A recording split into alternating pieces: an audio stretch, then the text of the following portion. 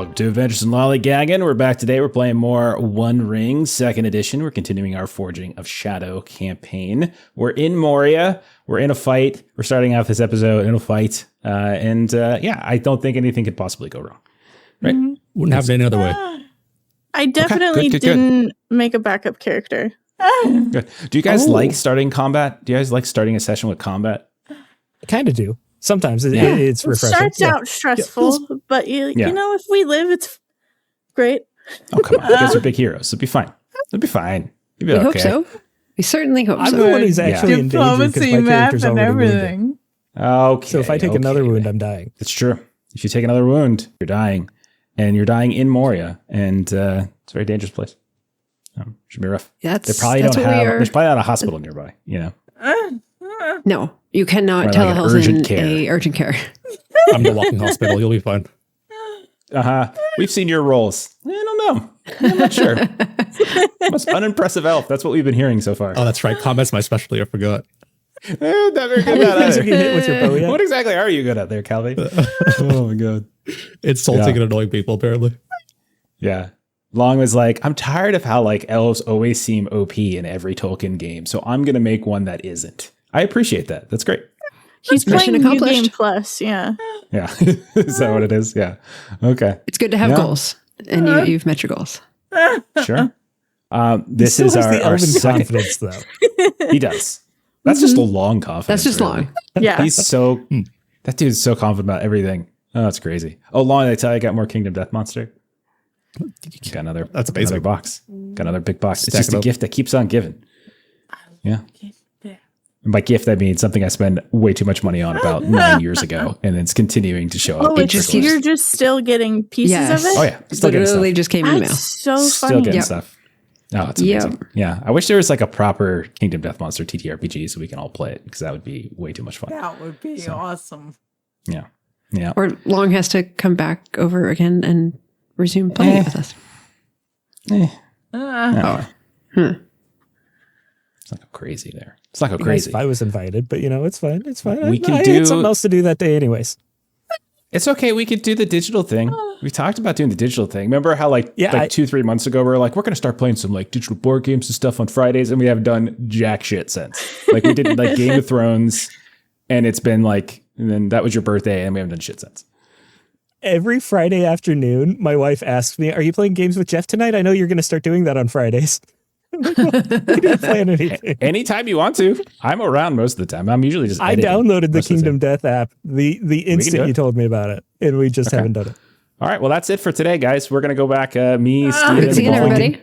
Maybe one of you can come join and be the fourth. There's only 4 seats. Sorry. So it's going to be like that scene from Dark Knight where I just like leave you guys and whoever comes out of the room ends up being our fourth. That'll be that. It could be whoever dear. survives this next battle will be our fourth. There we go. Oh, all You guys are right. going to be fine. Thanks, You guys are going to be Long. fine. It's just your eye awareness score just got just a touch too high and you're having a revelation episode. And that's what this one is. Sorry to tell you guys. It's rough. It's tough. Oh dear. Yeah. All right. So let's get going. Let's get started. So this is it's gonna be our final episode. Last time around, Agda Medwin, you got saved by from goblin arrows by Null. We now know as Null, who is the dwarven smith, the renowned dwarven smith. That one of the 2 dwarves that you've been looking for. She gave you a hiding place in the Dimmerl Watch. She explained that goblins are hiding in these kill slits in the mountain walls and such, and they've been trying to snipe her for the past few days using drums to try to scare her out and everything. Medwin, you left to fetch the rest of the party, while Agda, you kind of played, you kind of ran around like crazy, throwing your hands in the air so they can shoot at you so he can get away without problems. CALVAIN, EDDA, Sin, you lingered a little bit near the east gate, but you backed away when you saw the sight of this festering orc corpse, and then you start to hear muted sounds of drums. On the shore of the Mirror, you did find a series of these grassy hillocks, this like stone pillar and this hanging gibbet, but which was containing another orc body. You lingered, but you didn't really explore it too much. And shortly thereafter, Midwin arrived, and you all left at that point. You raced back. You got over to the ruins of the Dimmerl Watch, and as you were climbing down, and then you climbed down to the cellar. Now Nal kind of gave you the backstory of what happened, how she and Vidar had arrived, and how everything was fine at first, and the east gate opened. And that's when Null and Vidar were like ambushed eventually. They found this like hidden hole in the canyon. Then at one point, as they were being ambushed, Null got kind of shot twice, tried to find this place, like this hidden place in the watch. And while she was like looking for a hiding place, Vidar was kind of holding off the orcs. And unfortunately, he got captured. So she had been working every day, basically since then, to try to secret entrance into Moria to try to go get Vidar. You all tried to help her look. And fortune did favor. You guys actually crushed this skill endeavor. Like this was a very difficult skill endeavor, and you guys crushed it.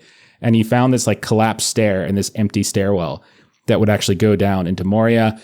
Null also had captured a goblin for questioning to try to get some idea of where they might have taken Vidar.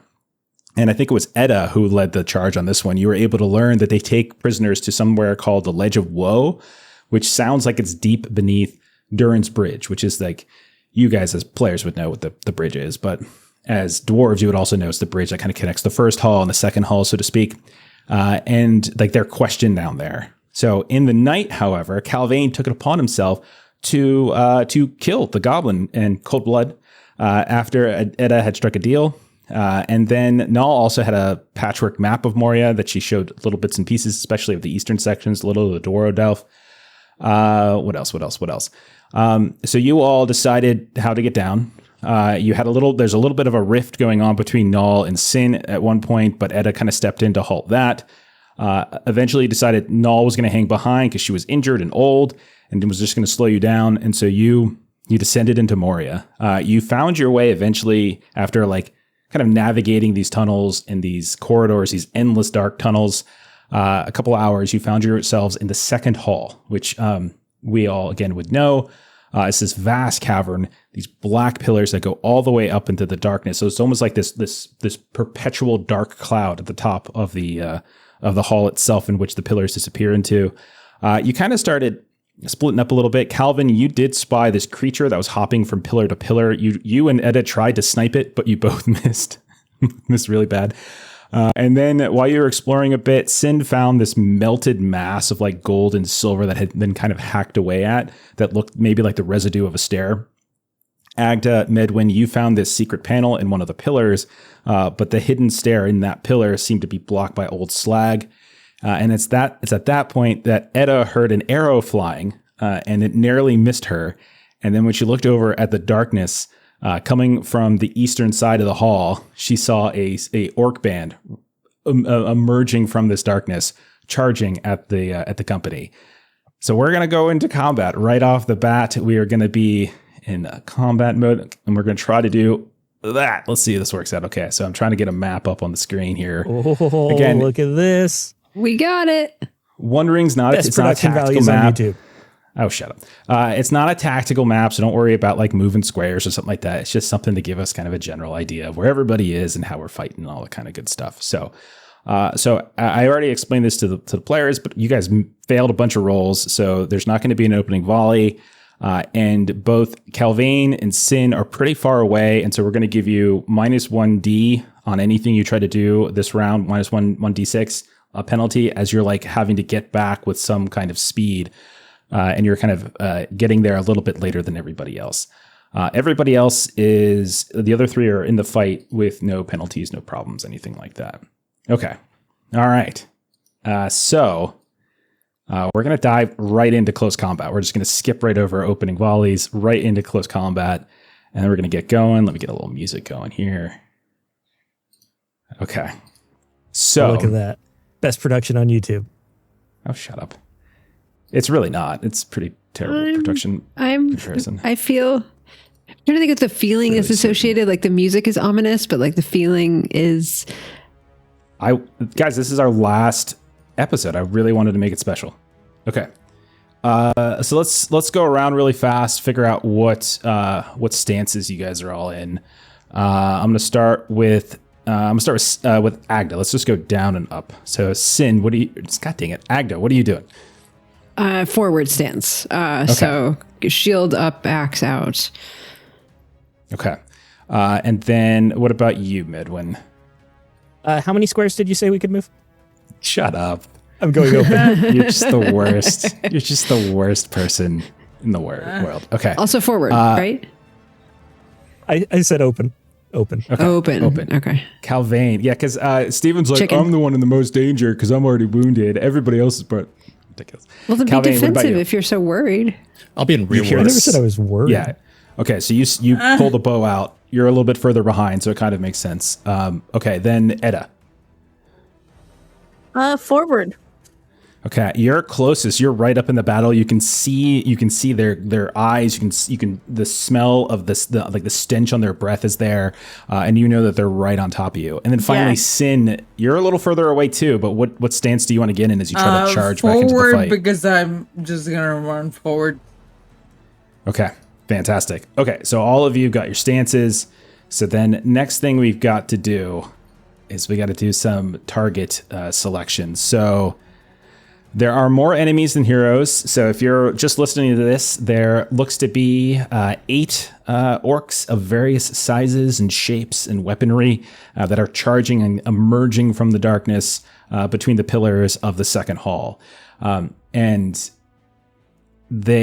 so because I have more, that means I get to assign one opponent to each unengaged hero fighting in a close combat stance. And then for each remaining foe, the lore master chooses between a hero in close combat stance who's already engaged or letting the foe stand back, possibly to attack using a ranged weapon and therefore be allowed to attack anyone. So I'm going to have one of them race around towards the side of the pillar, seeing Medwin, this tall human figure cowering in fear behind a pillar. You can see one of them is going to charge at him.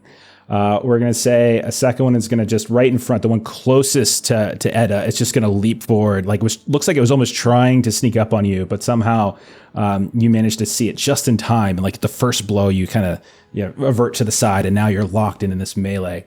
One of them, however, is going to race past you towards your sister, and you can hear your sister's battle cry behind you. Then we're going to have another one of these is going to chase all the way back and kind of meet Sin as she's trying to race back into the fight. Maybe CALVAIN, in his elvish ways, is just blending in too beautifully with like one of these pillars and isn't seen. That does, however, still leave me with quite a few. So I'm sorry to say, EDDA, you're up front, so I see no reason why you wouldn't get more than one. Makes sense So to I'm me. gonna have a second one, this big hulking mass come in your direction. Actually, no. I'm going to have another one of these, like, more kind of slender and scrawny looking orcs race at you. I'm going to have this kind of meaty looking, muscular one with kind of a strange looking helmet. It's going to charge past you towards your sister. I'm going to have there's like a little goblin fella, a little smallest goblin who's going to kind of climb up on a broken part of one of the pillars and is going to take up like a sniping position to shoot from rearward. And then I'm going to spend a point of hate to use my leap ability to actually leap and chase down this elf as my, what does he got? I can actually show you this. He's got the Great Leap ability, so I can spend 1 hate to attack any player in any combat stance, including rearward. So this dude, he's got these, he's just perfectly suited to the darkness, and he's going to charge and leap through the night in the darkness, and he's going to land right in the face of old CALVAIN. Okay. Well, he's charging at you. I say you're still going to get your turn. All right, so that is our target selection. Now we go into action resolution. You guys do still get to go first. We're going to start with forward stance. So everybody in forward stance gets to go first. It's going to be the 2 sisters and I think Sin, right? Sin didn't change hers. No, I'm forward too. Yeah, so let me change yours. Okay, so the 3 of you are going to get going. All right. So I think let's throw it to EDDA. EDDA, you're the one out in front, so Okay. start us off. So I am going to attack. Okay, go for it. Okay, I should have it selected. All right, yeah, don't forget, make your target selection. Make sure you're targeting the one that you want to target. Oof, failure. Okay. Yeah. So right as you go to, like you and the first one that came out of the darkness are kind of going back and forth, the second one leaps in, and right as it looks like you're about to like sink your axe into the skull, the brain of this one orc, this second orc comes in and manages to just throw off your timing just enough. And now you find yourself flanked effectively by 2. Okay. Okay. All right. Next up is going to be Sister. Let's see if I can pop this out somehow. Can I pop this out? Can I pop this out? No, I don't think I can. All right, I was trying to pop that out, but I can put it off to the side maybe. There we go. All right, that'll work better. Okay, go ahead, Agda, your sister now. You two have 2 on you. What do you want to do? Okay, I think I picked one to target, I believe. So she very quickly like shield up, axe out, and she is going to attack the one that's just to the left of the 2 that have come up to her. Okay. They're just racing, like they're just racing past your sister to the point now where you can't actually even see your sister. Like your sister is now gobbled up by darkness and by orcs that are swinging at her. Okay. And then this giant, are you going for the one that looks like a little more scrawny, or are you going for the one that looks a little bit like more like thick and muscular? Thick and muscular. Okay. All right, so that'd be the one on the map side. It would be the one to the south, like kind of like the 6 o'clock spot. Oh, okay. Then let me switch that. I think okay. Remember, you want to mechanically target. You can just hover. You can just click on them and hit T. You can also right click and hit the icon that looks like a bullseye. I double right clicked and I think it's working. Okay. I've got 2 and you've got 2. We've got this.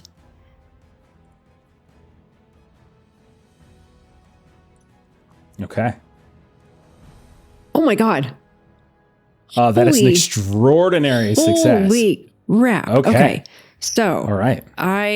We were just talking about this before stream. So I'm going to take one of those 6s and do a shield thrust. So is my strength of 6 greater than the target's attribute level? It is. This has an attribute level of 4. So yes, this will actually work for you. Okay. So I am going to push this one back. Okay. Like, so get off me. Okay, he stumbles back. Like he's taller than you, and he tries to bring this huge, meaty, like you're not even sure what it is. Like it could be a scimitar, it could be a spear. It's got like a strange hook, but a thick, like this, like thick shaft to it. And he swings it down, and like you just shoulder into him with your shield, and he goes stumbling back in shock at how quickly you're able to react. So he'll have -1 on anything he tries to do, right? Okay, so I've got the pop-up here, so I'm going to spend 1 of the special successes for a shield thrust, push back instead of damage. Okay. And I'm debating between if I want to do a fend off for 1 and a heavy blow, or just do double heavy blows. I feel like I want to do double heavy blows. Okay. So I do 17 damage to this Hell orc yes. guard. Describe how you kill him, as he has 16 endurance. You kill him in 1 shot. He stumbles back.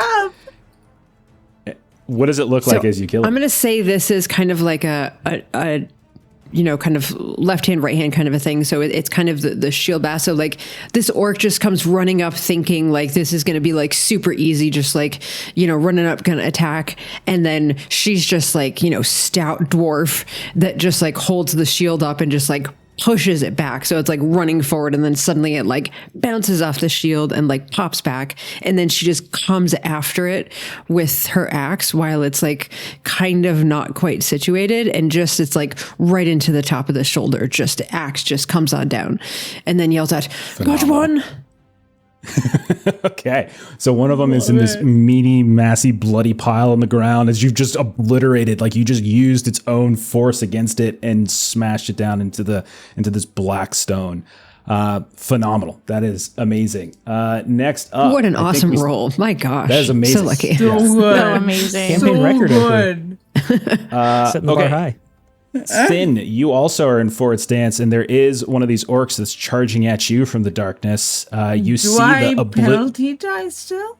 You have 1 penalty die because this is still the first round. Yeah. So whatever, like you're kind of getting into this late. You're coming a little late to the fight. No worries so at you're all. Just wanted to make sure.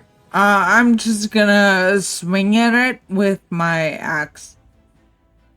Fantastic. And I made sure to have penalty. Oh, God. Puts me at a failure. That is that's not a good roll. Not a Sauron though. That's good. That's just a the 2 on only feat die. saving grace. Yeah. So it's like you're racing back. You hear the sounds of like, of your friends like calling out. You hear the sounds of like an arrow. You hear like orcs screaming and kind of commanding each other. And so as you turn to race back into it, you're probably just a little late and like you're kind of hastily not quite getting your footing and slip sliding a bit. But you're still there. You're still there. It wasn't like it was nigh a Sauron. It was just a simple miss. Okay. We're going to go to open stance. So that's going to be Medwin next. Yeah, I want to go for the guy that's charging at me, and I want to just take my spear and like aim for his thigh and just like try to trip him up as he's charging towards me.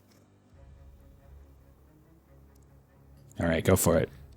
And I do not have a penalty die, so let's just You do roll not. this You're and see how good. it goes. You're close enough. You are weary, however. Wow. So your 1s, 2s, and 3s are going to count as zeros. And that's Yeah, like all my you 3 dice I have a roll. total of 1. Okay.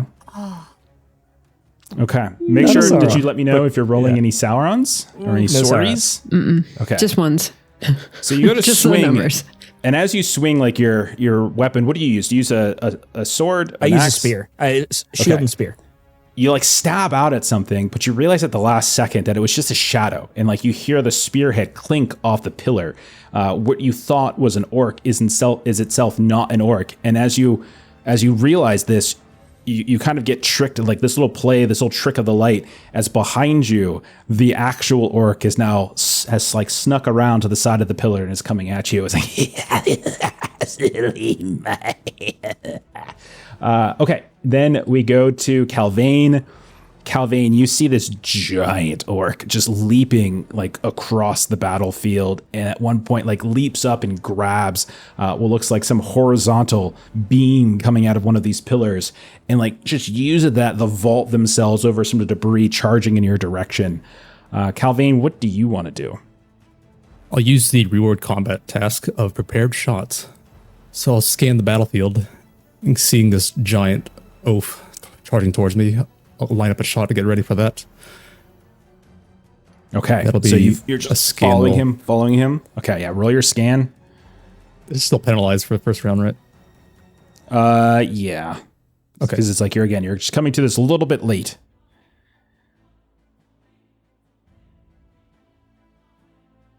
That will be a fail, Okay. so I won't get the extra D6 on my next attack. Okay. So yeah, you just kind of lose sight of him for a second, and maybe it's like that moment in Fellowship where they think they've outsmarted the cave troll, and then suddenly it appears on the other side, and there it is. And I think I'm going to start with that guy. Actually, I'm going to target you. I'm going to say this is he's going to target you with his attack.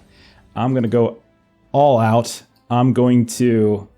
Lots of things I can use here. So first of all, they have what's called Denizen in the Dark. Because they're in the dark, they get favored rolls. So their attack rolls are going to be favored. And then I'm also going to use I'm going to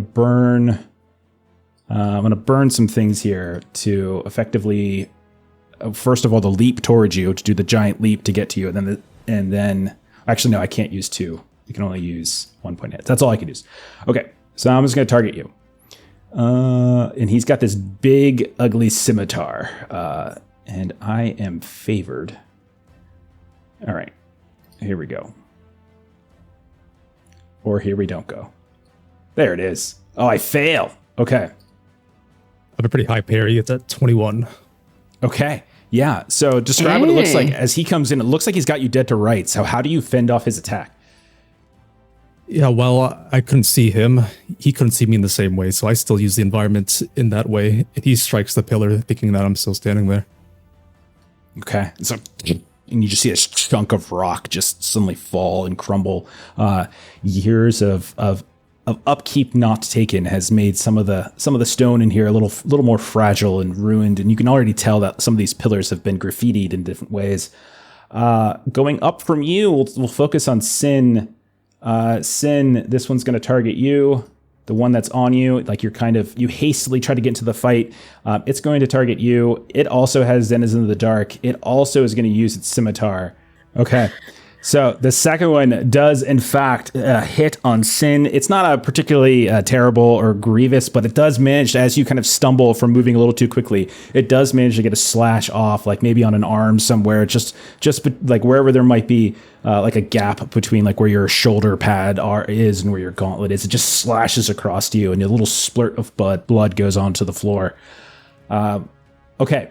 Continuing upward, we're going to come to the... So what was my endurance loss on that? 3 points of endurance loss. Okay, thanks. Okay, the next target is going to be old EDDA. Old one-shot... no, Agda. Old one-shot Agda is going to go. Ooh, me? Yeah, and because you just killed his, his uncle, he's going to spend a point of hate. I'm going to kill you too. Of hate, to get a bonus die on this. So here we go. I just remembered I forgot to drop my helm. Whoopsies. All right, here we go. There we go. Crappy roll, but I still hit. I had a lot of dice I was rolling there, but I still rolled pretty poorly. But with a 20 that still bypasses your parry, you too are going to take 3 points of damage as you're like standing over this kill you had for a moment, and it's going to turn as your back is to it and take advantage of that and just slash across your back a bit. So 3 points of endurance loss. Then we're going to move up towards Medwin, and oh my god, what? There we go. Then. Again, I think this one's going to do a similar tactic. It's going to spend a point of hate just to get a basic bonus die on its attack. It does not get an extra bonus die from you being in open stance, so I'm just going to give it a roll. And I roll very well because it's Steven. Okay. Oh my gosh. Oh my gosh. What'd you do to Foundry? I'm just going to do, two heavy blows. Hang on, what was my feat value? He's going to be dying. Wait, 1 second. Right? I can, it was Did you take any damage when you're wounded? I'm going to use these both on Pierce, which is going to get this up so that he has to roll a protection roll to try not to get a second wound. So I'm going to choose. Okay. Oh, all no. right, so you need to make a protection roll against TN 16 as you try to turn around, having been fooled by the shadow, and you find yourself with a scimitar directly in your belly. Go ahead and roll protection. Anything that helps with this? Yeah, let's just rip it. Okay. That's a failure. Okay. No. You just like a stuck pig. And Medwin falls. Okay. Oh no. So let me just go ahead and put a little blood on Medwin here. I'm trying this. Hang on. Medwin is now dying. No. It's got a little bit of blood on him. Oh god. Okay. Living up to his name. Okay, you guys took one out in the first round. I took one out in the first round. Seems pretty fair. It's like it's This is not how it's supposed to go. It's not how it's supposed to go. All right. No, next, look what you did to me. I know. Next, do? we're gonna This is move my towards fault. the front of the fight, where we see EDDA is taking on 2, and she's gonna take attacks by 2 of them. Again, I'm gonna use this opportunity to spend some hate to get bonus dice while I can, and it is still darkness, so it's gonna get. It's favored. It's got an extra die because you're in forward in my bonus die spend. Yeah. And I'm gonna rip. Okay. And it looks like I rolled pretty well. I rolled a 10 on my feat die, which means that you also need to make an injury roll. Or protection roll, excuse me. So you need to roll a protection roll against a target number of 10. Oh, you know what? Isn't there something about your fellowship focus? Don't you take shadow points when your fellowship focus gets wounded? Isn't that a thing? Yes. Who has Isn't that a thing? Oh, Who's Medwin? Who's I don't Medwin? think anyone has Who's me Medwin's? as a focus, though. No one cared about Medwin. Let me check my notes. Is that true? That might be actually. That's me, actually. I put Medwin down. Sound right? Okay. Oh yeah, that's why he failed his heal roll on me, because he cared so much about me. Okay. Yeah. She's just so distraught. Okay. Extraordinary success. This sister stuff. Okay. So you are not at all wounded. I am protected. Yeah, so For now. you still would have taken, I think, 3 points of endurance, which was the base endurance loss. So take it 3 endurance loss. Okay. But as you look down, like, you can tell that could have got you. But fortunately, your armor is of dwarven make, and no dwarven armor is going to give in that easily. Certainly Bjorning armor would, but definitely not dwarven armor. Okay. So that's the first attack on you. The first one, yeah. Second one's coming. And again, I'm just gonna do the same thing, spending a point. I think I still have enough. I think I can do like 5 of this. Actually, no. What am I talking about? Yeah. Okay. So I can still do it. Feet. Favored. Here we go again. Did you add one because I'm in forward? It automatically does it. The system automatically does that part. Okay, I am going to do the pierce again because my feat die is a 9, so I'm going to add 2 to my feat die, and I'm going to make you do another protection roll. Okay. So 3 more points of endurance loss and another protection roll, please. Yeah. Because you are getting be flanked. safe, and I'm going to do a hope spend as well. There you go. Another extraordinary success. Yeah. You have Ashley. 4 success dice before even the hope spend. You're so greedy, Ashley. Okay. Hey, I'm chicken. King so You know what you much aren't, as. though? You might be greedy, but you're not wounded. Okay? Not everybody in this game can say that. Just saying. Okay. All right. And then last but not least, this little goblin archer is going to take a shot. I'm not going to spend any hate on him. Who am I going to target? You gonna roll Just a dice? looking at the battle, I feel like the one that makes the most sense to target is probably one of the 2 that are a little bit further away. So I'm going to go 50-50. 1 to 3, I'm going to target Sin. 4 to 6, I'm going to target CALVAIN. It is a 5. I don't think I showed it to you guys, but you can see it on the screen. Okay, so this is going to target CALVAIN. It's fun seeing stuff on the screen that we can't normally see. It is. Yeah, you guys are seeing what I do. That. I know. I'm trying to not look at stuff that I normally wouldn't see. Best I production value am on YouTube. having no such It's really not. bombs. Okay. Also the most sadistic GM on YouTube. Not just biased right now. I don't think I'm being sadistic. I was a completely 50-50 roll. Everyone saw it. Not at all. I'm talking about me. You're I just might make salty mistakes. because you're That wounded. certainly happens, but I don't single target people. Yeah. Okay. That's a miss. So a shot goes wide, and you hear like a thing, clink, and it kind of goes against it kind of scatters against the floor. As you, Calvin, you can hear the sounds of a shot going at you. Okay. So then that is the end of this round. So let's go to the next round. Do you guys want to make any changes in your stances? Sure don't. Stay in reward.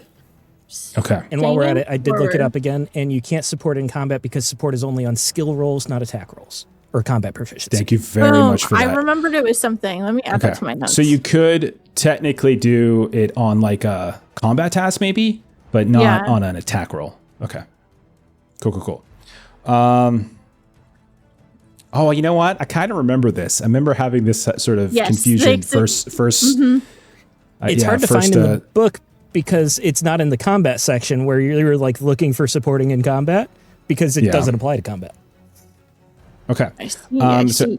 So everyone's sticking in their stances. So I'm going to do target selection at this point. I still outnumber you guys. I'm going to have... I'm pretty happy actually with where everything's at. The one difference is I'm going to have the one that had taken Medwin out is just going to move up and tag team on the other dwarf sister, and it's going to go after Agda. So that's the only change I'll make. Everything else is as it is. Ruh-roh.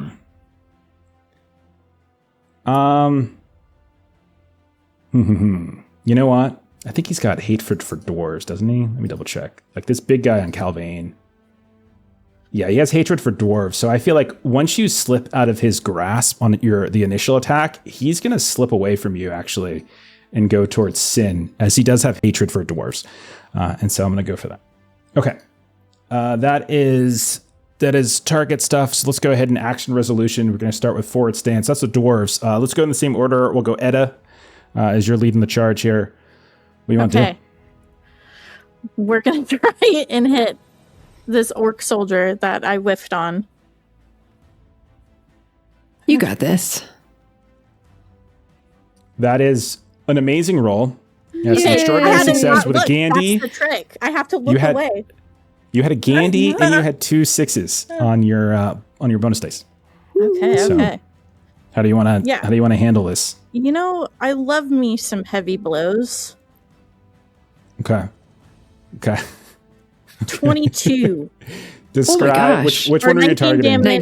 19 damage. This guy. Are you targeting to the one south of? Okay, the one west of you. Okay, describe how you obliterate him. Because he's very much dead. I hear Agda call out 1, and then this is the chance where she follows through and she just kind of bisects him as she shouts 2 and turns. Oh yes. Towards her. When you turn to look over towards your sister, you see Medwin behind her, like sprawled out on the ground, his spear not in his hand, and blood pooling at his body. Medwin. And she just kind of shouts, and that's all she can do at this point. Then we'll go to your sister, Agda. You also have 2 on you. What would you like to do? All right, so I am going to target so I've got 2 that are north of me. 1 is closer to my sister, and so that's the one that I am going to target. And I am going to do another swing with my axe.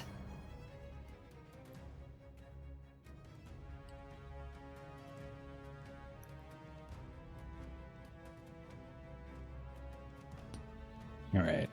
Oh my Great God. success. Okay, so you got a bonus dice to play with. How do you want to spend that? I'm going to spend it on a heavy blow. Add 6 to the damage, which does 11 damage. Not quite enough. Which one are you doing? The one to your right the left. or to your left? Okay. Closer to my sister. Oops. So this is going to be, you said 11? Yep. So close. So close. Oops. That's so close. You hack into him and you can see blood just gushes out, but he still manages to stay and just decides to like kind of cough at you, and like flecks of saliva and blood come flying out of his mouth as he is very much on death's door, but not entirely dead yet. Okay. Then we go back. Why are you back in the stance? You are in forward stance. We go back to Sin, who is also in forward stance. I am going to do the same thing as Ashton, which was try and hit this guy I whiffed on before. Same guy. All right. Go for it. Do I have a penalty this time? No, you and CALVAIN are both fully into the fight now. Okay. Oh, failure. Oh my God, that sucks. You had 2 1s on your bonus dice. Yeah. Oh, that's rough. Yeah, so this second one comes charging in just enough to like kind of distract you a little bit. Your swing goes wide. Now you have this big hulking orc that's like lumbering towards you with hatred in his eyes. And this second smaller scrawny dwarf is like ducking and weaving underneath your swings.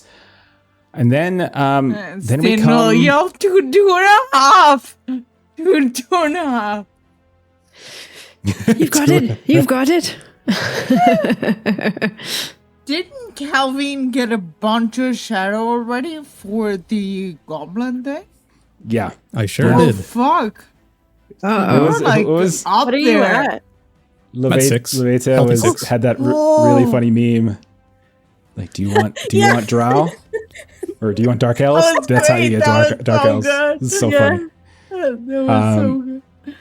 Okay, so you've got three days on that one there, Well, Medwin. no, actually, the book does say that we skip the severity roll and it just adds 10 days to my previous wound. My bad. Thank you. Okay, my bad. No worries. Okay. So You are considered dying. Is there anything you have to do on your round or anything like that? Or are you Nope, just I like have an hour to be healed. Okay. Fair enough. Is that real time or is that game time? I hope it's in-game time, because if it's Okay. real We time, could do like a Shadow you're gonna Dark drag thing out this here. combat, and then We could do a Shadow Dark thing here, like we're doing torch Oh, timers. goodness. yeah, the 15 minutes. No. Okay, CALVAIN, we're gonna come to you. This orc rushed away from you as you slipped from it, and it is now attacking Sin. You look around the battlefield, you see that there is blood and guts everywhere. Unfortunately, one of those bloody bodies on the ground is your pal, your Bjorning friend, Medwin, who seems to have fallen, and it's hard to tell whether he's living any longer. I'll start clearing the path towards him. There's an orc on Agda that she just hit, so I'll try a finishing blow on that. Shoot an arrow towards him. Okay. So you're targeting the one to the left of Agda. She has got one on her left, one on her right. Stand I'll up, sit down, spend fight. a hope for an extra bonus die. Okay. Nice. Okay. You've got it. Take it out. Take it out. And now the hope expenditure, Stephen, is not also subject to the same thing that the support assist thing is it? That's just on You any can roll you can add. Okay. Just check. I believe you can. Yes. I thought so Let me too, double check. but I just figured I'd check. Oh God, that's I got not nothing else to Horrendous. do. I might What? as well What look are these it up. ones on the bonus die? Wow. An 8. 3 on the feet die, a bunch of ones. You fire. I feel You so stabbed me in the confident back with of the head. CALVAIN coming from my. And sadly, the arrow just flies beyond, and it somehow like clinks and bounces off a pillar and lands like right and nearly stabs Medwin right in the gut, but just misses and sort of pins into the seams between 2 blocks in the floor. He's just Okay, letting no him one's- know he's on his way. That's his signal. You know, Coming. this is tactical. Coming. Okay. All right. So then my turn. I'm going to start with the big fella who just charged after Sin. He is going to... What's he going to do? I'm going to spend a point of hate. I haven't spent any hate this round yet to get a bonus die in my attack roll because I want to just obliterate this squad as fast as possible. He's going to get a feet die because we're in darkness, and I get my extra die because you're in forward stance, so I got 2 bonus dice to this. All right, that's a hit. It's not high enough, however, for me to be able to get a pierce on this, so I'm just going to do a heavy blow, I think. Yeah, let's do a heavy blow. Take 8 points of endurance loss as like just the pure ferocity of this massive orc just swinging blow after blow of this big curved hooked scimitar is wearing you down a bit, Sin. Okay, so that's a hit. All right, I'm going to do pierces on these Yeah. to get this up to a 10. Prone? Yes, but all that's going to do is have the endurance damage. You can like take a knockback. You're not gonna. You still have to roll a protection roll on this, but you're only gonna be taking, because I spent my bonus dice on piercing blow as opposed to a heavy blow. You're only taking 3 points of endurance loss from this, Okay. but you're having to roll a protection roll right now. So if you have hope, you may want to use a hope to get a bonus die. Yeah. This is the protection rolls, the thing that keeps you from getting wounded. Multiple wounds is Yeah. what kills you. Yeah. So that's what I'm gonna do. I'm gonna roll my protection. Well, actually, give me 1 second. So I'm down to 12 endurance. Let me Okay. do that first. 12 endurance, and now I roll my protection, which is Okay. Oh, and you're weary now too. Yeah. Oh, that's a shame. yeah. Did that sound? Where the fuck is Empathetic? protection? If you look in the chat window, you can just click it in the chat window. Like in the, Oh, if you look under. Thank you. Yeah, you can just. Yep. yeah. Can I take a bonus die with hope? Yes, if you're spending hope. Yeah. Okay.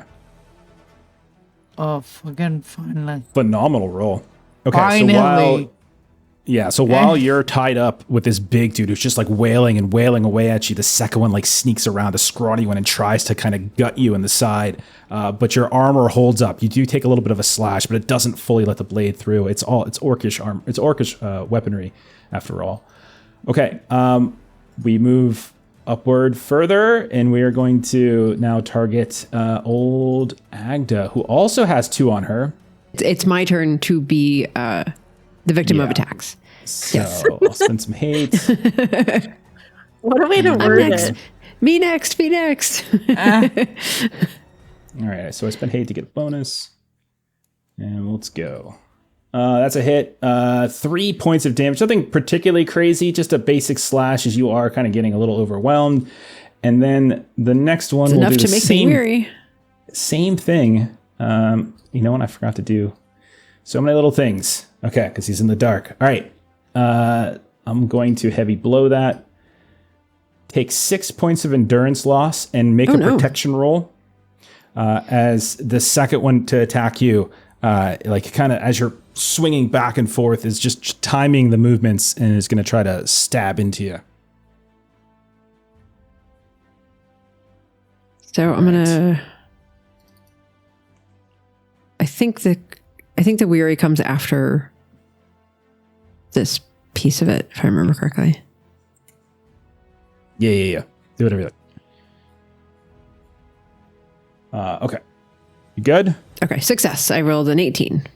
All right. Then we're going to go from you to your sister, who's just got the 1 left on her. He's going to spend another point of hate. And he's going to do the same thing over here. Going to get his bonus dice. He's going to swing at you. Not a great roll, but he does do 3 points of endurance loss to you. And then last one is I'm going to go sniper on sniper. And this goblin, who is perched up on this like busted pillar, is going to target old CALVAIN in the back. Because CALVAIN should get attacked. Let's see. I'm sure I'll spend a point of hate. There we go. And I also get, I think he's got Dennis in the dark, doesn't he? Yes, he does. So that's a bonus. That's a feat die, I mean. Okay, there we go. All right. And that fails. You're just like hiding in this darkness. This little tiny goblin climbed up on here, is trying to shoot you, but is unable to quite get it to you. And I think that is everybody. We come around to a new round. Any changes to stance? Not for me. Keep in reward. Okay. If that's the case, then Probably should change, okay. but I'm not going to. Okay. Everyone blames me, like, oh, Jeff's bloodthirsty. He's got a TPK of da-da-da. They're the ones in forward stance when they're outnumbered. Like, what do you get mad at me for? Literally not using any tactics whatsoever. I also blame Mel. I blame both of you equally. I'm using my resources the way I'm supposed to. Do I switch to defensive? I mean, Here we go. We talked her into it. No, She's not gonna hit anything. I'm staying. Okay. Yeah. Everyone just learned how to play dwarves from Long's playing a Floyd. All he did was it worked for me. So Forward, they're following my go. example. It's what it is. That's how you play. That's how you play a dwarf. Okay. Monk's still trying to figure out the elf situation. Right? I feel We're like going to just go in people the same order we've been shooting going bows. to. We're going to start with EDDA. EDDA, you are up. You've got just the one left. Yep. But it's been getting a couple little slashes in on you here and there. He has. And I'm a little frustrated, so we're going to try and hit him. All right. And give do it a I go. have time to remove my helmet first and still attack? I think that's like a free action. Yeah, You can it is. kind of remove Okay. that. It's just it won't take up your action. Okay, cool. So I would like to drop my Describe helmet. how it looks. So she rips it back, and like her long, gorgeous beard and hair just kind of flows out behind her, flecks of blood within it. And she is not weary at this time. Or at least I shouldn't be with that off. And then I am going to attempt to attack. Because I'm at 18 and my Okay. load's 19, and then I took off my thing. Yeah. Okay. Just gotta check your helmet's dropped, and it'll calculate in your sheet. Oh, I didn't flag it dropped. Thank you. Okay. And I'm going to roll. Okay. Don't look at it, guys. Don't look at it. I had to. I wanted to show everybody. Yeah. Okay. Okay. I did a heavy blow, 19 damage. Describe your kill on this one. That's plenty. That's plenty to take that one out. Just very similar. She's kind of looking more back towards Medwin than necessarily at this orc. She's distracted as she just sweeps it and hacks off maybe a portion of its hip, center mass, organs fall to the ground. Okay. All right. And so, yeah, you, both of the two that have been attacking you now lay dead at your feet. You look around, you see your sister is still struggling with 2. Sin is still struggling with 2. Medwin's laying on the ground bleeding to death. CALVAIN is firing his arrows at some unseen sniper somewhere up in the pillars. And we'll go to your sister then. So, Agda, you've got these 2 on you still. Yeah, so I am going to drop everything here. To try to not be weary. So I am going to and see if I can do all of this at once, because in order for me to be not weary, I would need to drop treasure, shield, and helm. So I would just be I feel like this shield is easy enough to drop, but maybe the treasure and the helm all at once might be a little too much. But I'm going to give it a shot. So drop my shield. You can drop your shield? Okay. Drop my helm. And then drop the treasure. Okay. Which will then unweary me. Okay. All right. So I drop my shield, I drop my axe, and I am going to swing as hard as I can at this one that's barely holding on. Heck yeah. Okay. Okay. So I am going to... I got 2, an extraordinary success. So I've got 2 special successes to spend. So I am going to spend both of them in a fend off. Because I know that the one that the one that I had attacked looked pretty poor after I attacked it last time. So I'm going to put all of this into fending off when this other one that's still alive attacked me. So total damage just had to be 5. more than 1. So yeah, so you managed to. So what does it look like as you take this one out and then take up more of a defensive posture as the second one comes charging? Yeah, so I just kind of very quickly and unceremoniously sort of rip off the helmet, drop my shield, and just take kind of both hands and really just kind of swing at the legs, basically, just to kind of take this out. And then I'm basically just holding the axe, one on the, almost toward the blade and one on the handle, and just holding it up towards the one that's to my right. Phenomenal. Okay. You guys have taken 4 of these out. There's still, if you look around, there's still 4 of them in the fight. But you have cut this small band in half. You guys know that you are you're still in some dire straits, especially with Medwin on the ground, but you are making some progress. Let's go to Sin at this point. Sin, you still got 2 on you, including this big honking fella.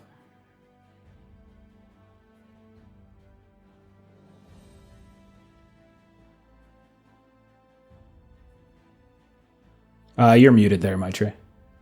Okay. She's working on it. Gotcha.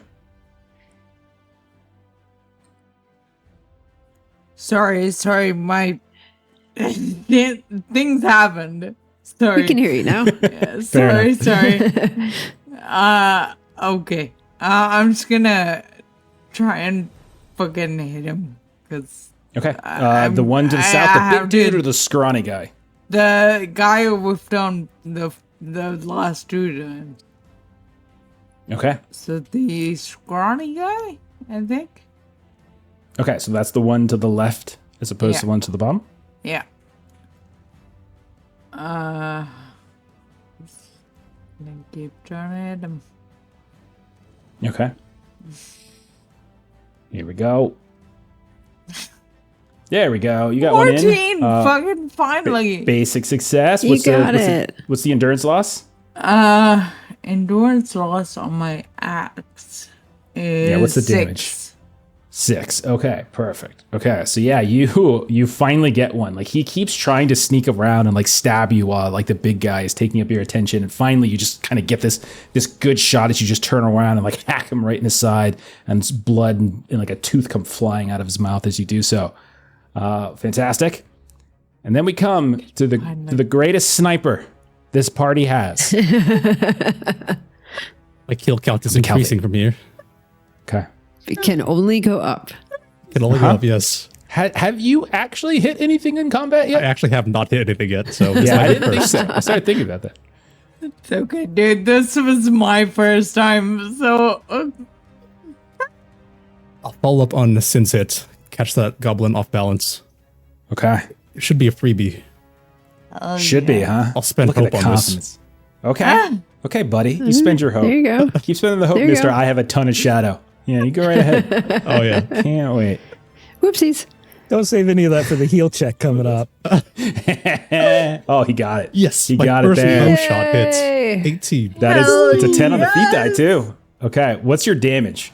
We'll see if what's your damage? Damage is 4. Okay. What you have, you do have It's you do keen have on a, it, so it'll be piercing. yeah, you did have a 10 on it, so I got a 10. I should have to roll. All right, so let me roll. Yeah, let me roll my protection. I'm just gonna roll straight. What's my target? Doesn't matter. I rolled a 7. Okay. Okay, describe your kill. How does this shot take him Hey. out? It's the closest one. I get up close to make sure it hits. I'm like 2 feet away, pulling the arrow up. It's off balance to make Yes. sure it hits. That's one way to do it. That's so funny. Somewhere Just go and like Legolas is stab your arrow shaking his into head his head. sadly. Yeah, he's gonna sneak up to here. He just Sneak up. Okay. Hey, right on. Okay. You got it done. Whatever gets it done. Yeah. Okay. Yeah. That's all your turns. It comes to my turn now. All right. You guys have killed more than half of them. What do I want to do here? Okay. You're going to keep hitting us. Yeah, I guess so. I'm gonna continue to attack. they do hate Sin dwarves. with They the do hate big dwarves. Fella. Yeah. Yeah, big fella's gonna keep attacking her. I got a plan. Just Freaking scared. You guys have. love that phrase. I just have a hope and Spinning prayers. hate. all right. So we do that. If a finite My amount of feet hope. die. All right. Oh, Ooh. that's a sorry. Oh, I love seeing it. Love to see it. It's so good. Oh, I want to kill her. Okay, so I don't even have. I'm just gonna do heavy blow because the pierce is already gonna you're already gonna have to do piercing blow for this because I rolled a sour on. So let's just go ahead and rip that. A little heavy blow action. All right, that's 8 points of endurance lost to you. Oh, And then you also need to make a protection roll against 16. Target number. And one second. Before you do that, do I have sometimes there's an ability. I don't think I have it on this guy. There is an ability. There is a ability, like a fell ability that some foes have where I can like spend a hate to make you roll your protection at disadvantage, or at ill favor, excuse me. But I already Stand spent. strong, cousin. Stand strong. I'm trying. She's sounding very much like Medwin. All right. What's that? You sound like you have blood gurgling out of your I throat? do because I'm down to like 9 endurance. Wow. So let me roll the protection. There you go. You're fine. Ooh. 28. I am. I seem Okay. to be able to roll protection. Okay, I can't roll for Apparently. shit otherwise, but you know. That quality dwarven armor seems to be coming through. All right. Okay. So he's staying in the game. I'm gonna have. Okay. By the rules of the game, what is he gonna do? I think I'm just gonna, instead of attacking this one that was attacking Agda, is gonna start running into the darkness, kind of into the pillars, away from your torchlight, and is gonna start running. He's still in combat. He's still in the battlefield. So he's gonna start running, leaving the big guy left, and then the goblin archer.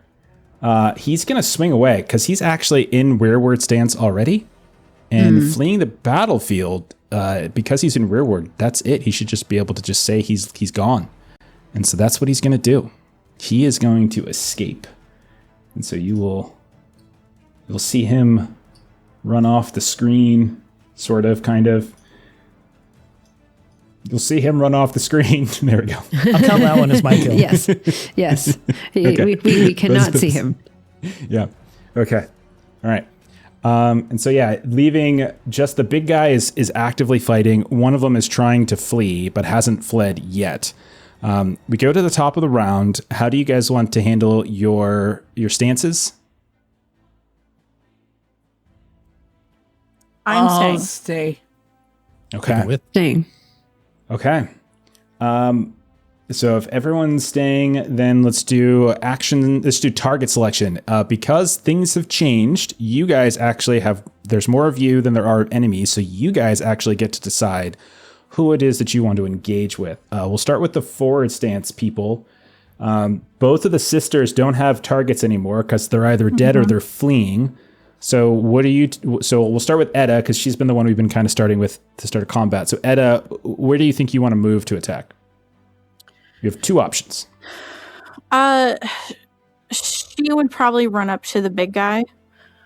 Okay. So you're the first one engaging there. Okay. Yeah. All right. Now, I'll say then, Agda, you're next. You have to engage. So players in close combat stance choose an unengaged adversary to face. If there are not enough free enemies to engage, heroes in close combat left without an adversary must engage an already engaged. So, would you chase after the one that just fled from you? You think? Does that make sense? Yeah, my hope is that we'd be sort of a 2-on-2 here. And so then I would chase after that one, hoping that maybe CALVAIN will shoot at it with me. And so then the other two will be on the other one and us two will be on that one. So then we're going to come to Sin. Sin, you're in melee. CALVAIN doesn't have to declare his attack until it's his turn because he's in rearward. So Sin, do you want to stay on the one that you're at, or do you want to race after the one that's in? Okay. Yeah. I'll just hit the guy to the south of me. Thank you. Okay. So Edda, we'll start with you. It's your turn. You turn and you see Sin struggling a bit, but one of them falls from an arrow. But there's still this hulking orc that is staying in the fight as the others are either dead or fleeing. You race up. You're in forward stance. Go ahead and take your action. So as she's running up, she doesn't necessarily know where CALVAIN is, but she's just yelling for Medwin. Get to Medwin, as she just, without really much thought, just swings her axe. Okay. Give it a go. Oh, yes. And of course, I fail because I said it was without thought. Okay. Myself. Okay. Did you She's roll, there. Did you roll a Sauron? Anyone roll Sauron yet? No Saurons. Nope. Twos Guys are and no fun. ones. Yeah, The just low funnest numbers. stuff happens when you roll Sauron. Okay. Then, see, Agda, you're chasing after this one that's trying to flee. You're trying to get them as they're racing to the northern dark section of this massive hall. Take a swing. So she, again, had dropped her helm, dropped her shield, and so she's just got axe out, and she's just kind of running after him, trying to get him in the middle of the back. I am going to spend a hope on this. Okay. Oh, thank goodness. That's a great success. Got a great success. Heavy blow it. Okay. 11 damage. And hang on. That is not quite enough to kill him, but you do severely hamper him. And you see, as you hack into his back, he crumbles to the ground and he starts kind of still limping a bit here and there, and not kind of throwing a weapon behind, trying to vaguely fend you off, but not being very effective at doing so. And then we come to Sin. Sin, you now have reinforcements. Hell yes, I'm gonna attack the guy in the south. Okay. Go for it. There you go. Yeah, right. First fucking you got it. successful roll with the 21. Nice. And what's total damage? What are we doing? It's a great success. So you have the ability to use it for some things. Oh, and you also have a 10 on your feat die. So I'm going to be rolling a piercing sweet. blow. I missed So you might want to just do heavy blow or I fend was off, gonna probably. ask if I might. Yeah, you should have a pop up.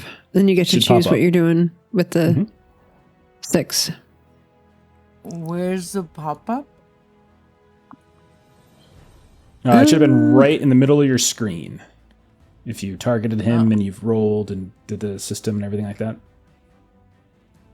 Since she just rolled axes and not her weapon, she won't have the pop-up. Oh, Okay, so she was roll attack. Okay, so we just take 6. So we take your strength, which is 6. We add it to your weapon damage, which is 6. also 6. So you're doing 12 points of damage to this guy, which is a big, mighty blow for sure.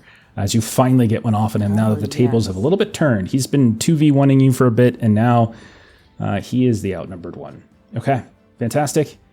CALVAIN, you can see that Agda is kind of starting to run off into the darkness, chasing after this last one. You know that a goblin has already escaped your vision, disappeared to the western side, or excuse me, the eastern side of the hall. It's kind of reversed based on the way we have it, which means that you know that that goblin is probably racing towards the front gates. What that means, who knows? But what do you want to do with this other one? You got Agda's fleeing. You got this big guy right next to you. What do you want to do? Keep picking off the stragglers, so I'll team up with Agda and try to take down that fleeing goblin. All right. Let's see how much hope I have. Shoot him in the back of the head. I have plenty. I'll keep the train going with hope. Okay, buddy. This is the first combat inside Moria. And now he's miserable. I got plenty of Misery misery. save failed. You are miserable. Did you Oh, mark no. miserable? You should check miserable. Yeah. It just came After down. the Yeah, roll. Yeah, it only after just- using the hope. oh. So would you roll? Oh man, still no Saurons. Okay. Yucky roll. Yeah, we're just I don't rolling like low this. numbers. It's not fun. Not fun. Not fun. Okay, so you shoot and you miss. Okay, so here's what I'm going to say. The battle seems quite clearly in your favor at this point. And so this giant orc that has been fighting and finally takes one in the face will finally now start to flee southward. And so you just see one of these is like kind of fleeing back in the direction that you all came. One of them is fleeing northward that Agda is chasing after. And you already know that one goblin got out of the way. Why don't you all just kind of narrate? I don't think these two aren't going to be able to outpace you because you're on them. So why doesn't everyone just like those of you that are still in the fight, the 4 of you, just kind of describe what it looks like as you chase these two down into the darkness. So let's start with the northern one. Yeah. Agda and So- CALVAIN. What does it look like? So CALVAIN's arrow goes wide again on something that Agda is trying to attack. And she's like, no, I meant the back of his head, not the back of my head. And she just like keeps running with the axe and just kind of goes after like Achilles, basically. Just kind of like lunges at his ankle and just kind of does that last little bit and prevents him from running away. And then how does CALVAIN? Does CALVAIN get the last shot off to kill this guy? Yeah, actually, I'm going to take out my sword this time because this bow thing is not working, and now I'm miserable. So to let a bit of anger come up and slash him a bit. Okay. So you come racing across this like elvish speed and you slash in. And finally this one lies dead. And like maybe they put up their hands at the last second and you just cut right through those hands. Okay. Then we've got on the south side, why don't EDDA and Sin kind of describe how you chase this other fleeing muscular orc down in the darkness?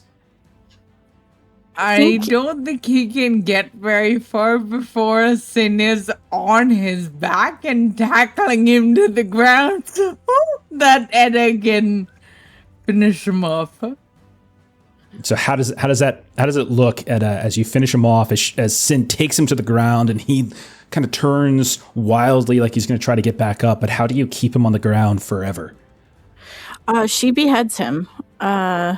It takes 2 swings to get through, but she does so.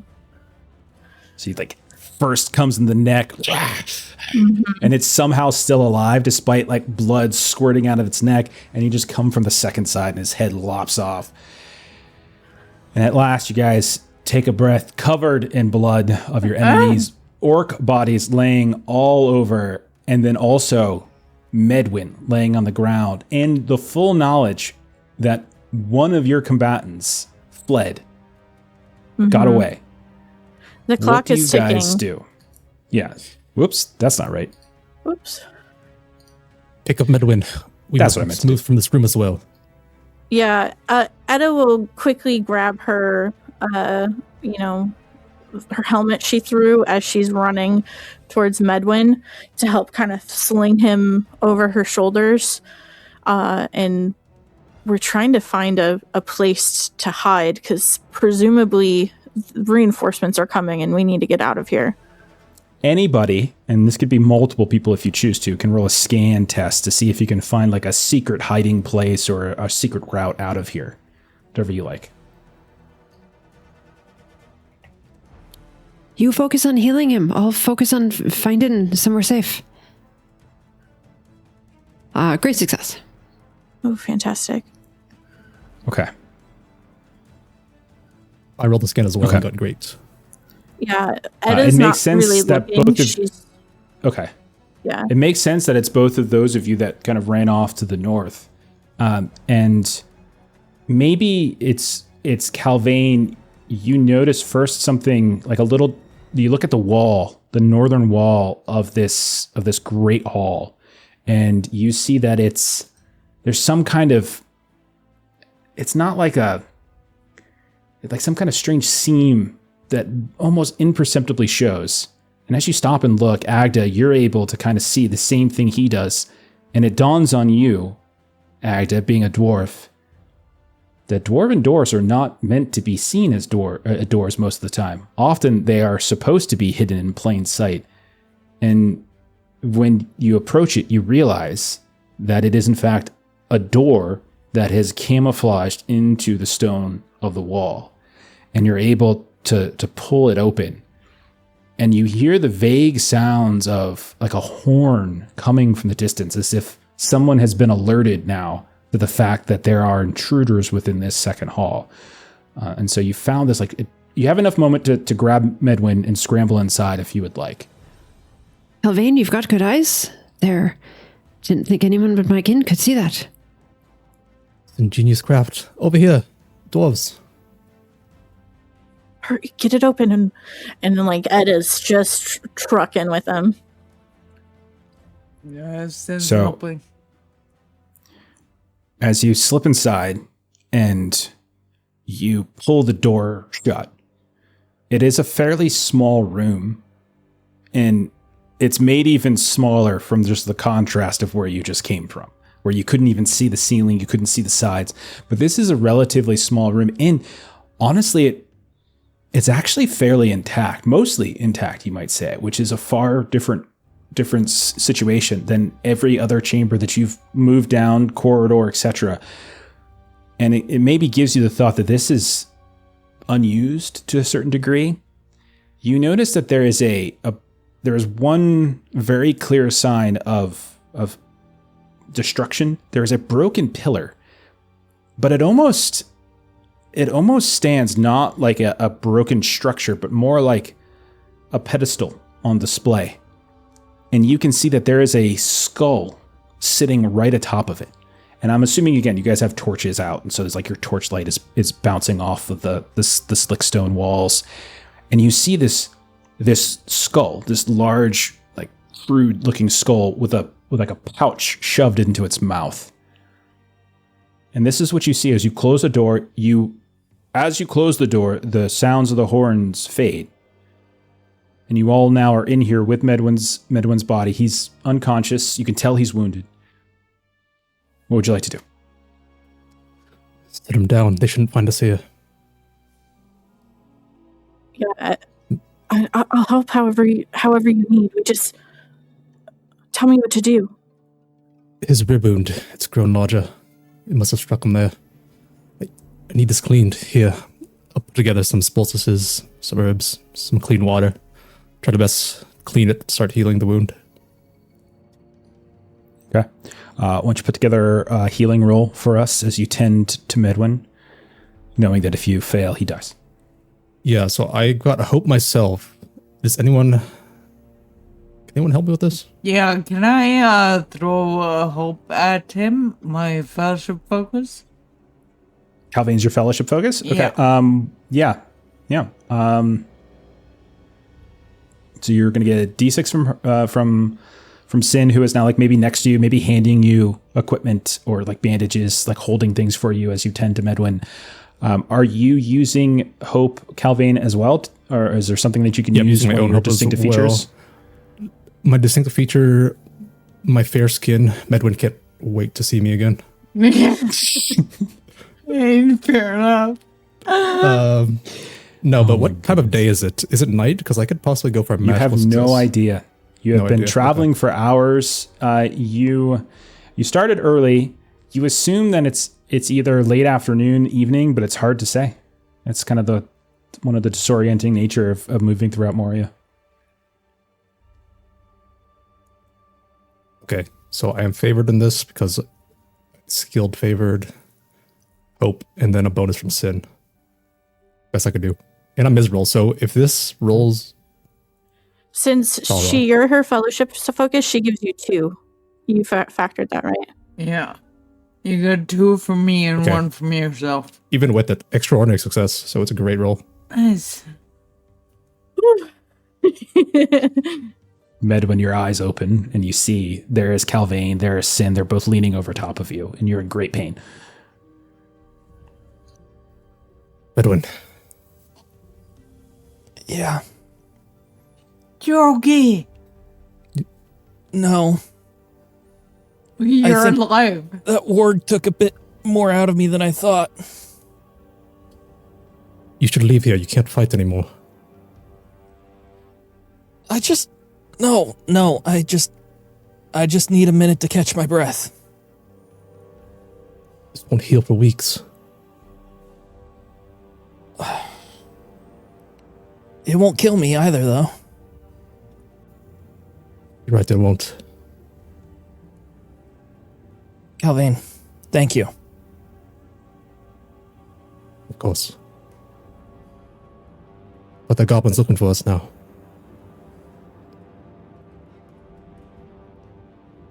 We'll Is there a say, way Do out we of need here? Agda. Do we need to move? We're good here for now. It doesn't seem that they've been making their home here, but it doesn't appear that they had found this particular room. So I think we could rest here for a little bit. But if we got further away from here, if they knew they hurt you, they might think that we wouldn't be too far away. Can rest for a rest of a duration of short, as it might be, and then move on.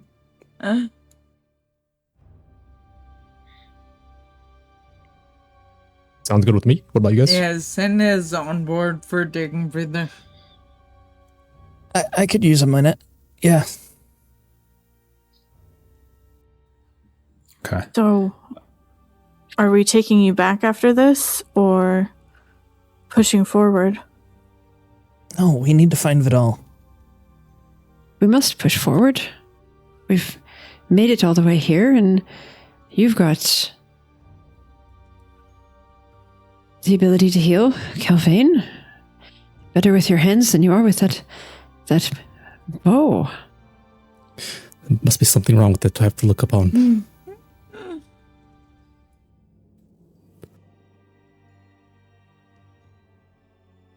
We'll rest here for a brief time, and Agda's been sort of watching Medwin, kind of in this healing process, but she also was over where this skull was on top of this little half pillar. So she's a little distracted to see what is there. Yeah. So when you're standing here, you see it's a large skull. It's when I say large, I just mean like it's humanoid. It's not like an animal skull, and it looks like some kind of leathery pouch has been jammed into its mouth, like in the mouth of the skull itself. So she's going to carefully reach in and lift out this pouch, she's going to look around and just make sure that it's not like trapped or, like there's a string underneath it or something like that. So she does want to kind of examine it from all sides a little bit first before kind of pulling it out. And you don't see any. This just looks like a broken pillar that's kind of being used as a pedestal of sorts. But you don't see any wires or mechanisms that you could see. Yeah. Pull out the pouch, open the pouch. You pull the pouch out and you hear a clinking, like coins. Oh, okay. I was going to say if I pulled something. She's like, it's a grenade. Right. Wrong game. A giant boulder falls out of the ceiling and you have to race your way out. Wrong IP. On your way out, you see that Null has like a bunch of arrows and stuff in her. And then as you get out into the valley, you hop onto a biplane that's starting and flying off from Miramir. And then you follow the red line as you guys fly your way back to the Lonely Mountain.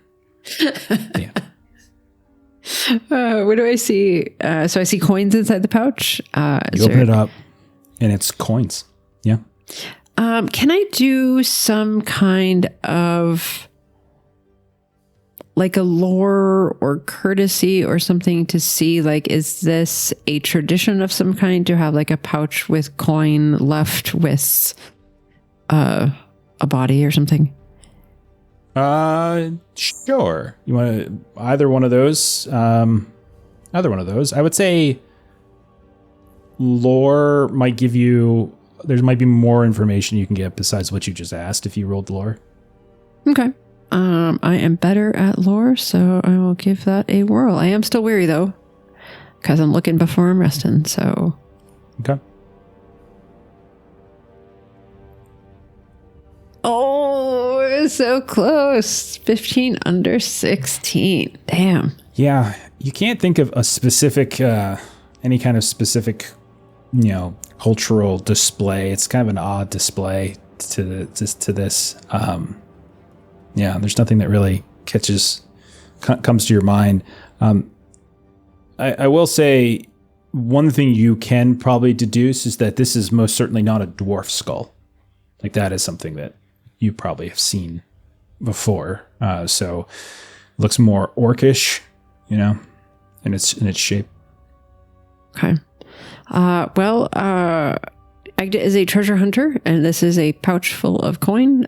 So she is going to pocket said pouch full of coin. Okay. Good. Just put that in your inventory. Just put pouch coins. Okay, got it. Okay. And yes, in answer to chat, I did pick up my helm and my shield that I had dropped earlier, and they are now back. Did you? I didn't hear anyone say that. Could you imagine if I was that kind of GM? Oh my goodness. Could you imagine? That'd be amazing. All of Medwin's gear is stistill back there too. No one said they picked a spear up. Same. Did we even have Medwin? Is he still back there? I do think Edda specifically called out huffing Medwin's body into the room. Did. Yeah, but all of everything his stuff else, though. you were dragging him clearly. That was someone else's responsibility. Clatter, clatter, clatter, clatter, clatter, clatter. Yeah, That endless mead gone to waste. Okay. What are you guys saying to each other, like basically about an hour passes between the time in which you first enter the room, apply the healing to Medwin, and you still hear the sounds of like those drums and horns and such, as if like you're actively being searched for, but no one seems to be coming to this particular door. It does seem to be hiding you well. What do you think you're all talking about or doing in this time?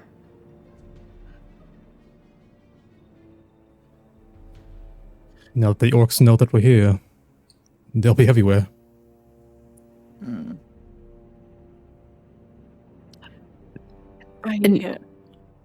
Go ahead. Agda's sort of looking at Edda and looking at Sin, and she says, well, maybe it's more that there were so many of us and we were making noise, and that's what got their attention. It doesn't necessarily mean that just we'll still find Vidar. And like that's where her head is going, of like, oh man, this is almost really bad for us, and there were all of us trying to fight. But she tries to make an excuse of like, it'll be fine. We'll find him. We need to focus. I know that this is amazing that we're even here, but the danger is astronomical, as that just proved. You know, I got lost paying attention to history and we got ambushed. No, I thought this place was a ruin too, but it seems fairly vibrant and quite alive. Does not seem decayed and dead, and like a relic that needs to be explored.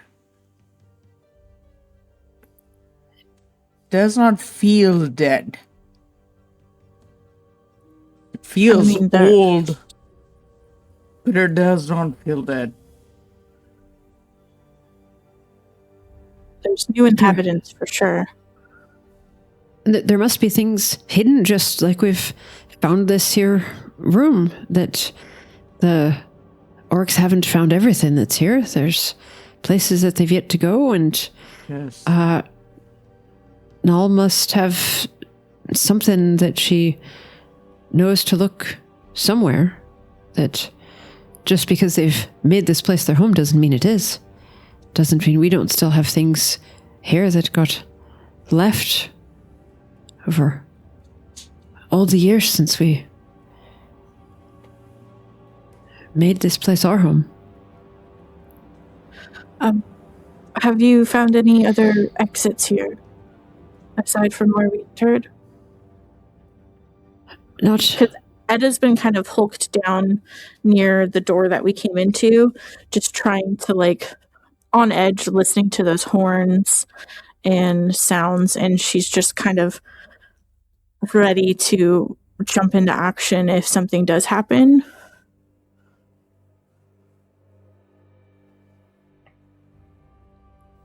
So she's not helping look at all. She's staying by that door that we came in from. Okay. So this particular room, Jeff, you said doesn't have another exit out of it, right? Like this particular area. Yeah, you look pretty carefully, and you don't find anything else. A very small room, little very, very tiny antechamber. Enough to, plenty of space for you all to rest, but no, you don't see any other ways out of here. Just you're fairly certain. Okay. I'm sorry, say it again. Just a little alcove? I was just confirming. Like an antechamber. It's probably not so small as to be an alcove, but yeah. The broom closet. You would probably... It's a walk-in closet. It's got, Yeah. Put it up on Zillow. It would probably occur to you all that to get out, you're going to have to go back out into the Great Hall. It's just a question of how long do you want to wait before you go back. Okay, gotcha. Yeah, I'd like to stick around for an hour.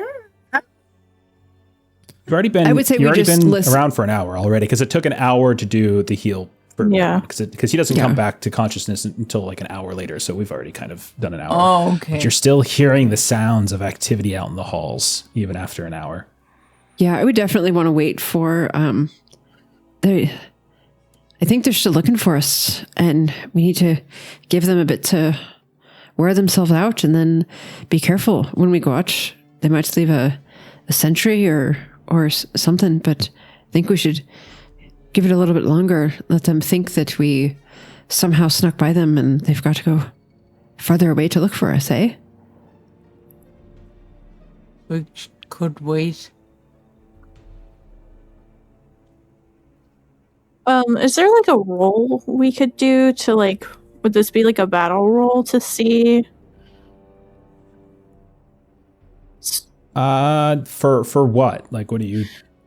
To like try and get into the mind of like orc tactics, essentially. Like, Mm-hmm. you know, do they Sure. tend to leave behind? Yeah, I'll take a battle roll for that. Sure. Okay. I mean, I'm gonna rip it. I don't have anything in battle, but if anyone else I also don't have wants anything in to battle rip it- either. I appreciate that. Those are the best ones to roll. That's how Jeremy succeeds in all Free League games. Boom, Oh my Dandy. gosh, Andy, Okay. Look, you can't look. Close your eyes. Dandy, right there. Success. Andy, Yes. way to go, Ashley. Okay. Okay, so yeah, it's not like they'll get bored after a while, and they'll move on. In terms of like leaving sentries behind, they're usually not that, like, as far as you know, they're not as like as strategic perhaps as men. They tend to overwhelm with numbers instead of strategy per se. But you did see that creature when you first came in, and whether or not that creature alerted guard, you don't know for sure. So you guys have been in Moria for literally hours at this point. Remember, we're in a journey phase. Technically, we paused it, but we're still in a journey phase. And you guys traveled for hours and hours through these branching corridors just to make it to the second hall. And so you would know, like, at a certain point, they're going to get bored, and you don't expect like a pretty formal sentry, but you know to be careful because that creature could be back for all you know. Yeah. So EDDA then would suggest that we do take a longer rest. We are as safe as we're going to be in here for now. Medwin needs the rest. And we'll wait until they get bored, essentially, is what she just kind of recites. And be quiet, like, is another thing that she's harping on, is to try and keep like the volume low. So I would say maybe Medwin's not going to be we. opposed to resting. Yeah. He's lost We'll a wait as little long bit as of we his need. initiative. That's not to rush into things. Indeed. Take the map out, just kind of review where we want to go. So if we, kind of go out with, kind of hooded lantern, kind of keep the light as minimal as possible, that we've got a kind of a sense of, as best as we can, rough map and all, but, which way our first couple turns are going to be. Study up a little bit, basically. Okay, so are you guys doing like a long rest? You guys are mechanically going to do a long rest? That's what I'm Yeah, I think recommending. we're going to do I think prolonged. so, yeah. Okay. You can do this once per day. It's a night's sleep. You can recover all lost endurance points. Wounded heroes only recover a number of endurance points equal to their strength, but you still get something back. And Takes me from 1 to 7. Feel a lot better about 7. I need everybody to roll a valor test once you're done doing your heals.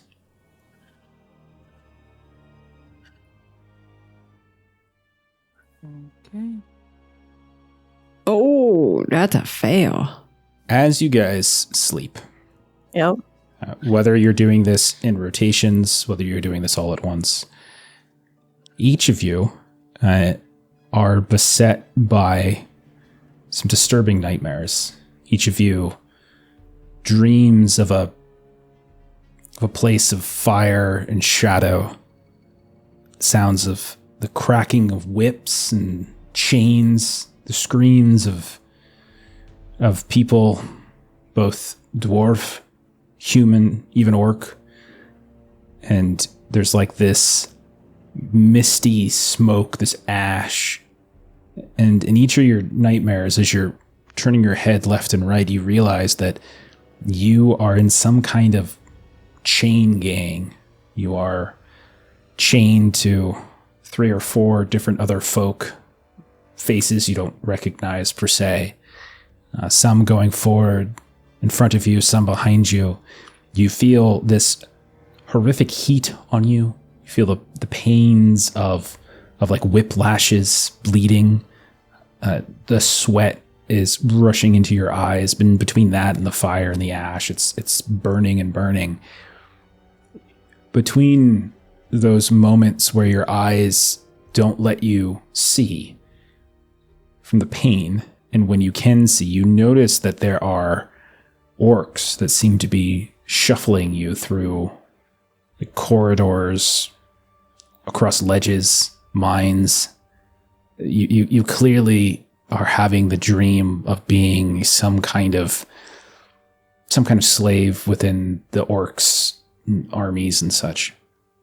You look up at one point and you see a specific orc seems to be directing others, not the taskmaster themselves with a whip, but is directing, and all other orcs seem to kind of bow to that person, like they seem to be almost intimidated. They're massive in some ways, but they seem like they have this huge, like, ironclad head, and you can see one of their arms is got this blade that almost seems to come directly out of it, like this scimitar itself. It has this strange dark gleam to it, and it was wearing a kind of a half mask and is shouting down to those that are leading you through this procession. And it seems to be some very powerful, very feared orc. And you don't know if it's like you yourselves that are feeling this, or whoever's body you've kind of inhabited for this nightmare is feeling this. But there is extraordinary fear at the sight of this figure. And all of you wake with a start at having this dream.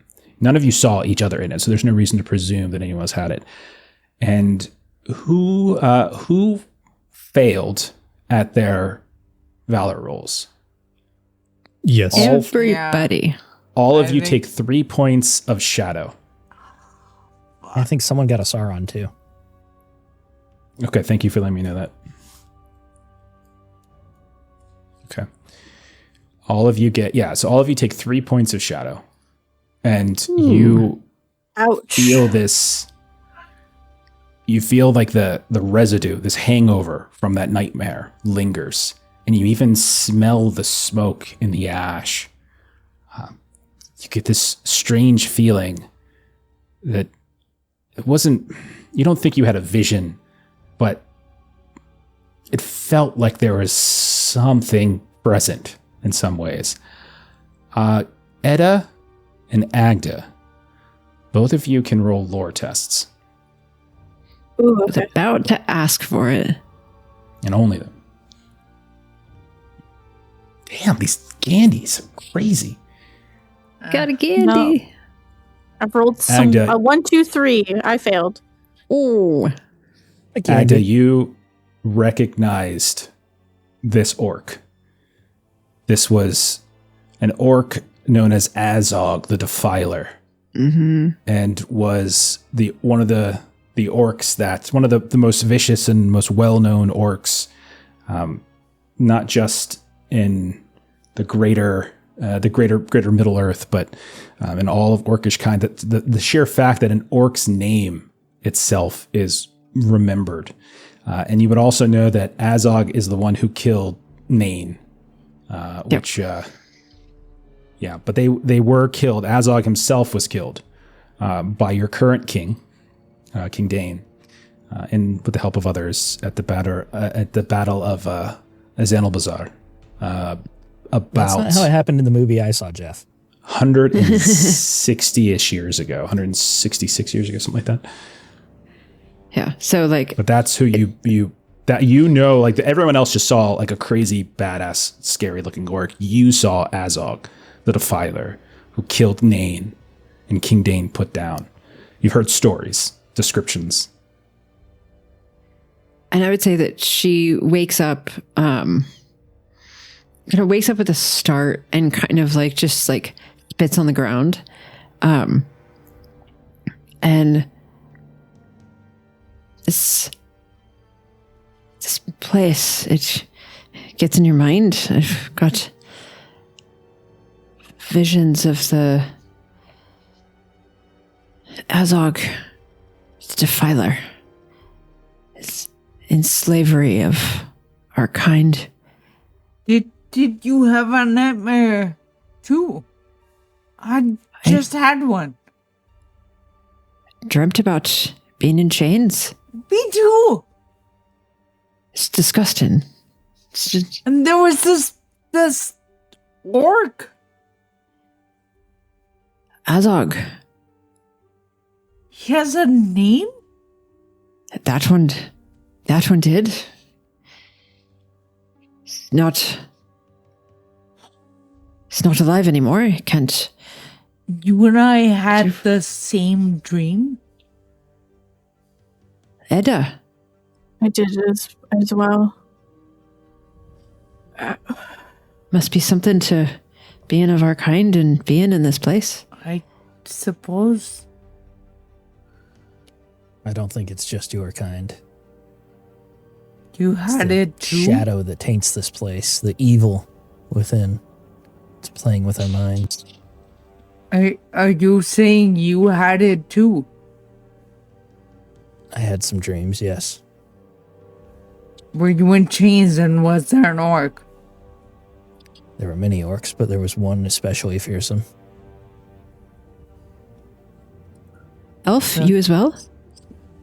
As did I. You described it perfectly. These visions invaded my mind. Did Azog have children? I was followers. He was a leader. I just worry. Are we? Employ? Is this an echo of the atrocities of the past, or is this a warning of what's to come? Or both?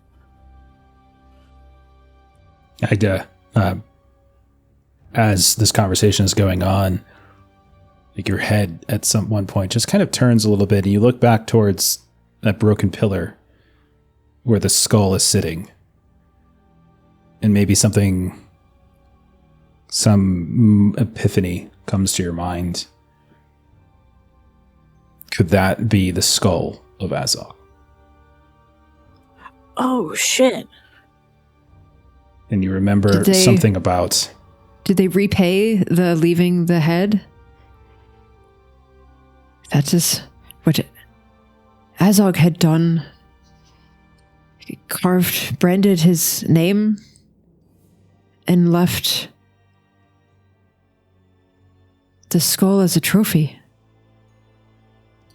It was King Thror, specifically, who was beheaded and carved his name. So yeah.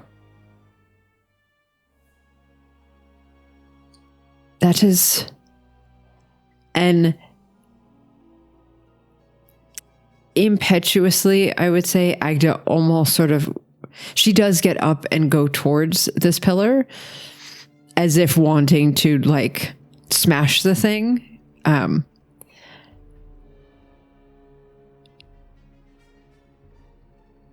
Hopefully someone reminds her that we're trying to be quiet. But I think having that nightmare, she would just sort of like have a bad taste in her mouth to I think you realize before EDDA does. So Yeah, since too stunned by having the nightmare and the fact that everybody also had the same nightmare. So you just see her kind of standing by this pillar with this skull here, and you sort of see her take her axe out, and then she realizes that she worked through all of this in her mind. And then she says out loud, we had the dream in this place because we've got the skull right there. This must be,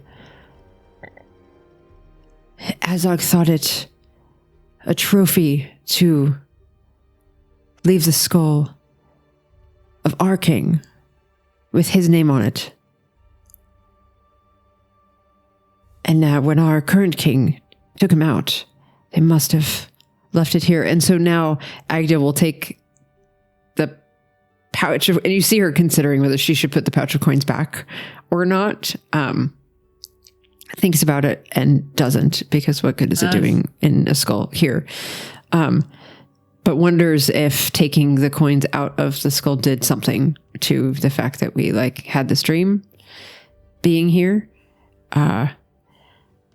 If we weren't hiding for our lives in here, I would smash this to bits. There's nothing deserving of any place of value being propped up here. Our king left it, so I think we should leave it as is. It is a grisly trophy. It's not like mounting an elk's head.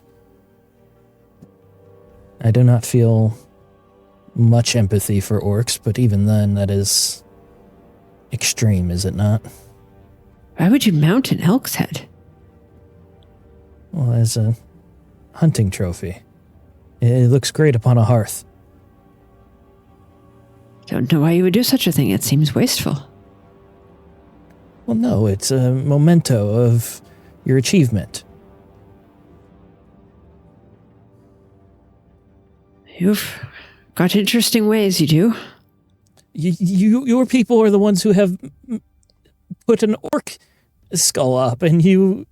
Never mind. We're getting into little details. Should we try to put the skull to rest? No, as my sister said, our king left it here. We will do the same. Master CALVAIN, you're agile, keen of eyed. Perhaps you'll take the first peek out the door to see if you see that wicked creature that we tried to shoot. It shall be then. If we are ready, follow behind. And I'll step out. You peek. Yeah. Do you want to make a scan roll or an awareness roll? Yes. Either one of those would be fine. Okay, I'll go awareness.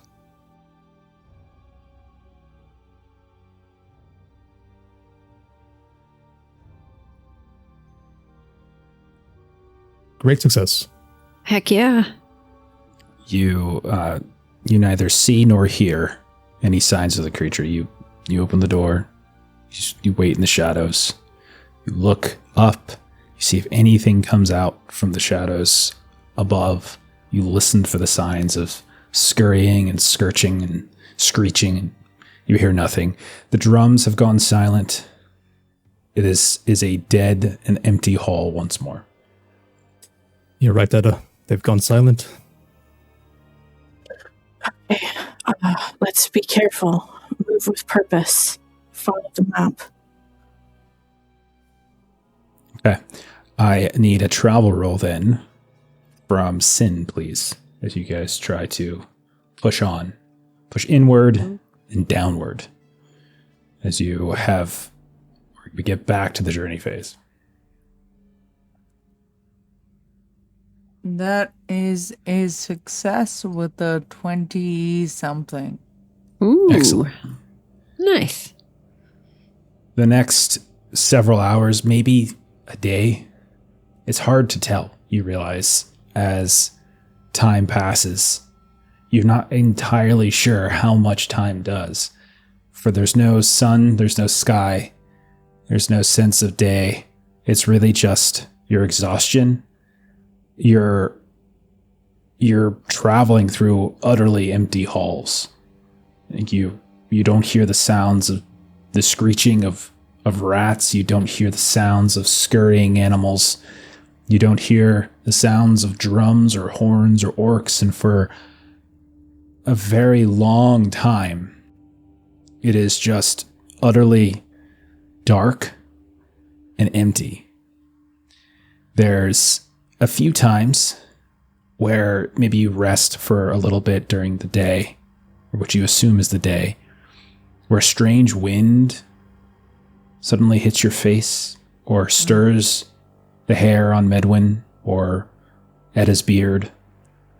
And it's this very foul and hot wind, but then the next time you feel it, it's bitterly cold and it blows through the room and you can see it stirring up dust from time to time.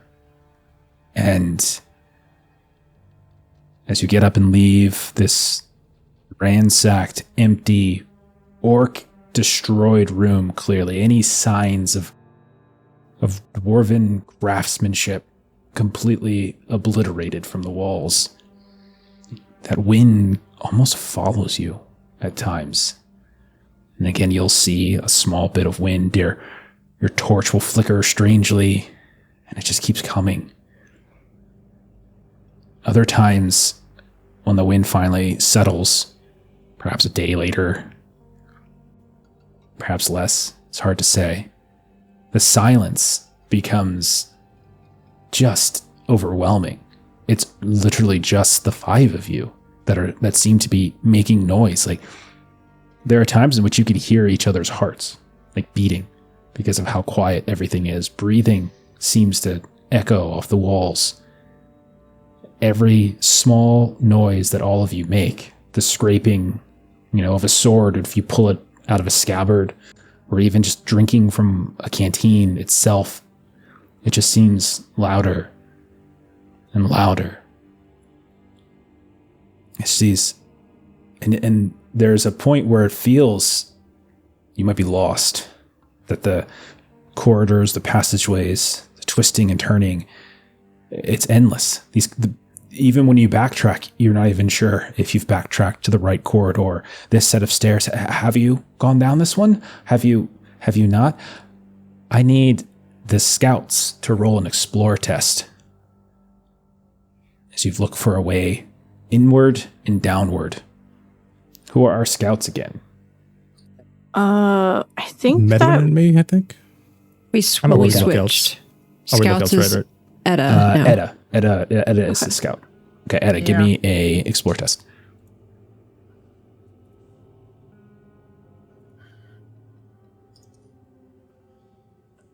That's a failure. 14 over 15. Okay. Edda, you take 3 points of fatigue. Everybody else takes 2 points of fatigue. Yuck. Eventually, the constantly twisting corridors and passages descends down Edda into what looks like a very low ceilinged forge room, perhaps. It doesn't look to have the kind of status of that you would see back in Erebor. It looks unceremonial, but it looks like it's the type of workshop that someone who cared not about glamour and prestige, but rather about just the hard blue collar work. You can see that there's hearths here, they're soot, they're blackened by soot. You can see the hoods and the flues have kind of long collapsed or choked in some way. The ceiling, as you start to walk into this room, just presses down in some ways. Even the dwarves themselves, you can kind of feel this sudden claustrophobia just pushing down. And the air, again, it feels wrong. It feels very thick. Your breathing is labored. It's stale. There's this taste of old ash. And then something beneath it, something almost mineral, foul. You look at your torches, whoever's carrying them, and they're like burning almost a different color. You see this orange color, this deep orange color, and the pace of the burning seems different, slower. You would guess as you push this large, heavy door open, like this room maybe hasn't had fresh air in a very, very long time. When you look around, you notice, though, that one of the hearths still seems to have like a half-finished piece of work on it. You can actually see something resting atop of it, as if it's like pieces of some kind of contraption left here when Moria was abandoned and somehow undisturbed by the orcs. And every now and then it just gets very hot as this pulse of air moves through the room. What are people doing as they push through this room? Let's start with Medwin. I think you might be the tallest of the bunch, and so maybe even the ceiling is starting to get to you. What do you think Medwin's doing? I think his entire focus is on just being quiet. He's very wounded. He's got low endurance. He's got high fatigue right now, and it's just taking like all of his mental wherewithal to focus on continuing to take steps forward and not like, you know, when you're tired, you just start like scraping your feet, you start like brushing against things, and he's just doing everything he can to contain that impulse and try to keep pushing forward. Okay. So you find yourself maybe stepping out and further in front and kind of crossing this long room, and where the ceiling seems to sag or buckle, you dip under. Occasionally a little bit of dust or debris kind of trickles down and kind of catches in your hair. And then as you like go to clean it from your hair, that little bit of wind once more will move. But yeah, you move across it. What about CALVAIN? You're also a bit taller than our dwarvish friends. What do you think CALVAIN's doing as he moves through this room? We're right behind Medwin, crouched down as the room gets lower and lower, making sure he can make it through as well, letting him a pushing hand. Okay. And keeping an eye out, just making sure nothing pops out. Okay. You're looking. There's no... You can see all the corners of the room, even though your torch is certainly like flickering strangely, especially when a gust of wind comes in. You just see it suddenly flame up and then darken once more and get very, very tiny for a minute, and then till it begins to grow. But you're able to, like, you don't see any hidden holes where a goblin might have tunneled in here, or where something foul and unnamed might be hiding somewhere. It does feel like an empty room as you pass through it. EDDA, what about you? You found this place. Yeah, she would probably go to that piece that was left behind unfinished and inspect it. It looks almost like this intricate lock. You're not sure exactly what this might be meant for. It could be for a family's vault, perhaps, or a very large chest of some kind to hold valuables, as if it's been like inlaid into that chest. It currently is detached from whatever it was going to be assigned to, but it's very, very intricate, and it does seem like it's in honestly fairly good condition. And Null perhaps might be very interested in this. Do you think you take it with you? Since she knows Null is looking for old tech, even though this would be something she'd have to take apart and put back together again, she'd probably learn the ins and outs of it. She'd still pocket it for Null. Okay, go ahead and give yourself treasure 4. Okay. Ooh. Sin. You see CALVAIN and Medwin move with some alacrity across the room. You see EDDA veer off and expects one of these hearts and is looking at some object. What do you think Sin's doing? Sin is having some conflicting emotions. I think she had kind of opined earlier that like this place doesn't feel dead; it feels like it's alive. But as they've progressed, that's kind of evolved from people live here to the place itself seems to have life. Like Moria itself kind of feels alive. And that was hugely unsettling at first, but she is willful and proud and a dwarf, so eventually that turns into this weird kind of pride of being able to be in a place that is so intense, and she's pretty convinced that nobody but dwarves could manage it. So there's a true line of pride even through the slightly awestruck fear of it all. Okay. So as you're just maybe looking around and taking stock of, is this room, like, what is this room going to throw at you? You feel the wind on you. I think it's the wind. I think it's the wind more than anything. Like, it's the wind and the silence, specifically, like that That's the thing. kind of messes with her. The wind doesn't even really just seem to go. make sound either. There's not like the sound of a gust of wind above ground. Doesn't seem to come along with that strange foul breath. And then finally, Agda, you see your sister stop. You see the rest move. Sin moving maybe a little bit slower. Medwin, CALVAIN moving across relatively quickly. What about you, Agda? I would say Agda is always going to be drawn to anything. I mean, this place is full of history, but anything that has any kind of dwarven marking or anything like that.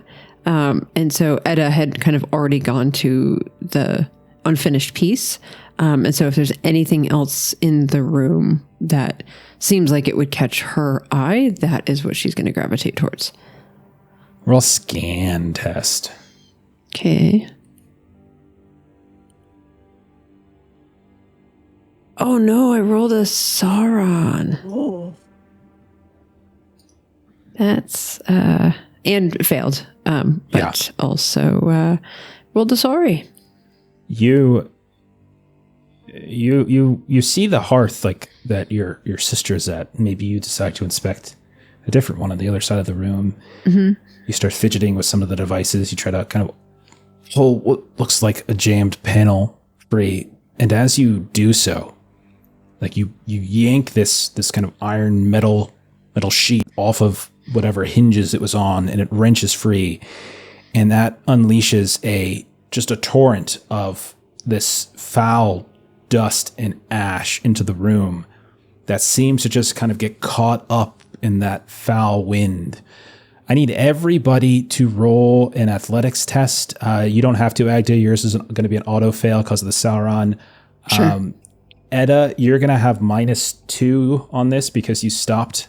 The rest of you just roll normal. So Medwin, CALVAIN, and Sin can roll normal. I'm going to spend a hope on this. Would being tall help me with this athletics test? Would that make it inspired? This is more about like breathing. It's more about like breathing, fair. constitution. Even with great success. Excellent. Failed. I would like to call out before we move forward. I had 3 treasure already, so I'm at 7. So that was the coins. It's making me wary. So she will drop some of those coins to reduce the load, and she'll keep the pictures. Okay. From outside, before you descended into the veil. Okay. Correct. Yeah. Okay. All right, let's go around. How did Medwin do? I got a great success. Okay. Could I use that little success icon to grab the coins that Edda dropped? You know what? Yes, you can. Absolutely. Hey, how many coins was it? So how much did you have before, Edda? You had 3, you said 3 before? Load. Yeah. Take 2 treasure. then, Medwin. Take 2 because she said she kept the pictures and stuff, so we'll say we split. Oh yeah, that's fair. I bet. Okay. How did CALVAIN do? Failure. Okay, go ahead and roll a d12. Feat die, I should say. 6. Is it? It seems private. Why are you rolling privately, you cheater? Oh, I didn't realize it was private. This guy over here. I'll show it. Right click on it. You to take show it. 6 There we go. endurance loss from that as you try to move quickly, but whatever this wind just kind of throws that soot and ash and that foul gas that Agda has let forth into this room, into your face. And so you start coughing and it gets in your nose, it gets in your ears, it gets in your eyes, and take 6 points of endurance loss. Edda, how did you do? Great success. Okay. And that was with the -2. That was On your while roll. wary with the -2. Awesome. Phenomenal. Fantastic. Okay. And then Sin, how did you do? My first fucking candy Yeah. of the game. Heck Fantastic. yeah. Okay, yeah, you're able with like you hear the sounds of the cacophony behind you, and you're able to quickly like dart out the other side of the room with Medwin, who reaches back and grabs the coins on the ground as Edda is like running forward. So then Agda, because you rolled a Sauron and trigger this, roll 2 feat die, so 2d12s, and take the worst. So you're gonna roll this ill-favored. Go from there. And then Edda, if you would like, you had a great success. If you would like, you could spend that extra success to help CALVAIN as you see CALVAIN kind of struggling, coughing. Yeah, as you're, I'll do that. yeah. So she'll CALVAIN, kind of like take her cloak and like help, block some of this from getting to his face. Hell Okay. yes. CALVAIN, you can take that endurance loss back. Then you don't have to take that. Thank you, Edda. That was unexpected. Nice. I rolled a 7 and a 4. Take 7 points of endurance loss. Ooh. I'm going to say you were too far away, and because you triggered all this with a Sauron, no one could help you in this case. And you're getting the worst of it as everything just races into your mouth, into your eyes, into your nose, and whatever this is, you're feeling it choke and burn and burn and burn. Oh, and I am back to weary again.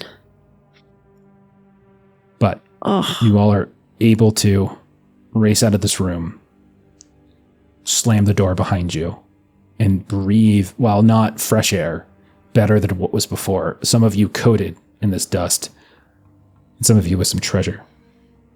Agda's hair is just fully like all of her braids are just coated in all of this.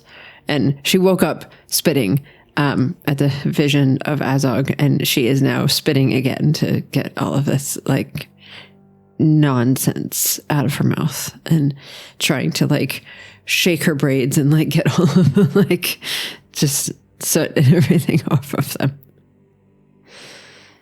I need Sin to make another travel test, please.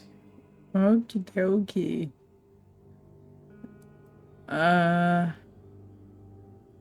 Travel. For now, you're still rolling normal. For now. Great success. Okay. You're able to move again. You continue deeper into Moria. You have not, as best as you can tell, seen an orc, a goblin, or honestly, another living physical thing. It's just been darkness, long, dark corridors. You have all at this point lost track of time. You don't know when you're resting, if you're resting in the morning, at night, day. You are all covered in gook, in grime. More than once you've had to backtrack. You think you backtracked, and then you've debated here and there, going up, going down. You find yourselves constantly in this state of uncertainty. There are a few times you kind of hear something that starts to perk up a little bit, and the silence is finally broken. It sounds like distant machinery. Some loud turning of a huge wheel, the creaking and grinding of gears of some kind. You move into each room, some large hall, some small chambers, and you're never able to quite find the source of it, but you constantly hear it echoing. Maybe your minds are playing tricks on you, but all 5 of you hear it. And there are other times it almost sounds like chains are rattling. And then you look behind you and there's nothing there. And then you look in front of you and there's nothing there. And at no point are you able to sort of really track that down, exactly where it comes from. I need the lookouts to roll an awareness test.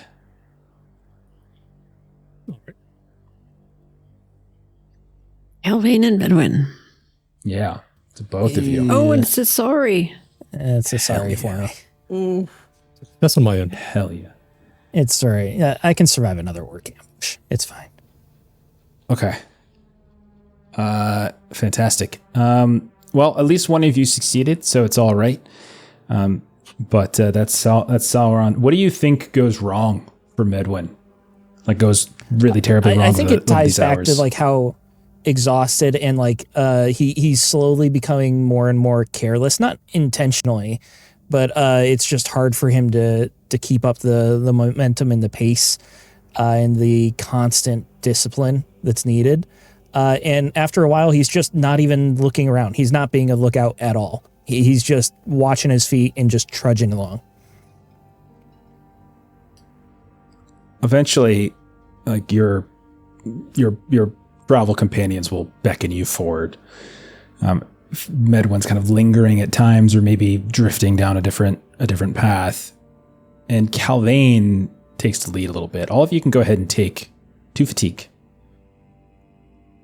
And you Gracious. You feel the exhaustion like weighing down, obviously, as you come to what looks like this long workshop. It's longer than it is wide. It's strangely long. In fact, it's like an oddly rectangular shape. It doesn't seem that it has much width or breadth to it. It has been severely stripped bare. You don't see any tools lingering here, no materials. You don't see any craft of any kind. But you can tell at some point that this was some kind of workshop.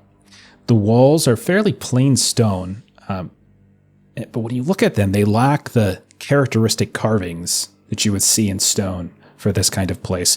Either that means that they were always unadorned, or they have been so thoroughly defaced by the goblins and orcs who have passed through here for 1,000 years that nothing of like the original really survives. You do see these goblin holes that kind of pock the lower walls a bit, like rotten timber.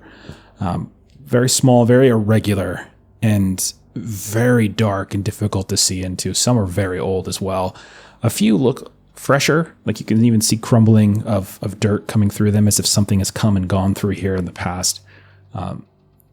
As you're moving through CALVAIN, you do notice that set into one wall, barely visible, and under this crust of grime is actually the remnants of a mural. It's very noteworthy because it's the only depiction of any kind of artistry in this long workshop.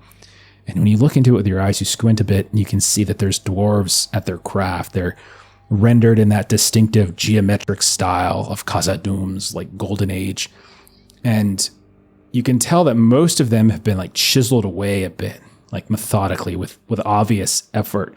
And what remains, you can see a little bit of, like there's a loom, maybe potter's wheel, looks like a carver's bench of some kind. And it was just this beloved mural of those toiling at their craft. And it's as if somebody has painstakingly attempts to erase any sign of like dwarven culture from this room. Everybody roll an Enhearten test. Is there something about this erasure? This room, for the first time, doesn't look dwarven. The walls are crumbling, filled with holes. Just this tiny patch of mural, whereas everything else has been horrifically defaced. If I'm swigging on my mead, will that give me a bonus die for my Enhearten? I'll take it for this, yeah. Yeah. Jeff, you got another sorry. Yeah. Oh my God, guys. I'm just going to have Sauron show up. But I got a Gandy, so it cancels it out. That's how that works. I'm gonna have, all of a sudden you guys see a dude in gray and a giant ball of fire fall through the ceiling. And they're like, sorry. Jesus, just passing at the through. same time. Just passing through. And the giant hole opens in the ground. Okay. All right. Fantastic. So that's another sorry. I mean, you guys are so high up. All right. Did everyone fail? I got a great success. Yeah, but Okay. I'll let you pick then, Medwin. Who do you think you offer the mead to give effectively a success to them? I have been a lookout with CALVAIN, so I think it makes sense that I would be like with him the most. Are you sure at this time? If you say so. Can't drink all day if you don't start in the morning. So, dwarves, the three of you see this utter erasure of your culture in front of you. Like, what do you think you're saying or doing, or how do you think this sadness or anger or whatever overtakes you? What do you think it is that you all are doing as you pass down this very long hallway that just seems to constantly remind you that you are not the inhabitants of this place any longer? Sin is horrified and will say mostly to herself, but obviously everybody hears it. Like, I can't. And she trails off. She is obviously incredibly angry, and she can't even get words out. And I would say Agda's been like continue the trend for the day. She's been just like spitting and whatnot, and I feel like she's doing a very obviously doomed attempt to kind of just like, you know, like spit on a sleeve and just try to like clean up some of what's left. You know, obviously it's been so grossly like defaced and scratched or whatever that it's not really going to do anything, but she's making this very kind of futile and feeble attempt to just kind of areas that are still visible, just to like, you know, kind of get the grime off and try to kind of shine it back up. And just this, not enough that they've taken everything. They think they can just scratch something off a wall, and as if the history didn't happen, the history still happened. It's just stupid. And she's just kind of like trying to buff this out. Edda is the youngest, I think, and it hits her a little bit more emotionally. She does walk up to the wall. She like touches it, withdraws, grabs some of the dust of what was once part of this beautiful markings on the wall, and she just kind of lets it pass through her fingers as like she does tear up a little bit. I wanted to leave my mark upon this world, but what good is it if other people will just take away that proof, take away that hard work from you? How could they hate us so much? Just because they scratched it from a wall doesn't mean it didn't happen. We still... But that's what history is what's left behind for people to find and study and learn. If there's nothing left behind, history is written by the victors. Sin makes history all the time. Sin makes songs. That's how we tell our stories. We make songs, we sing them, we pass them down. There's been hardly any of us in here to view these in a very, very long time, but we still know what's happened. This should not have happened. Even if there was nobody here to protect it, it shouldn't have happened.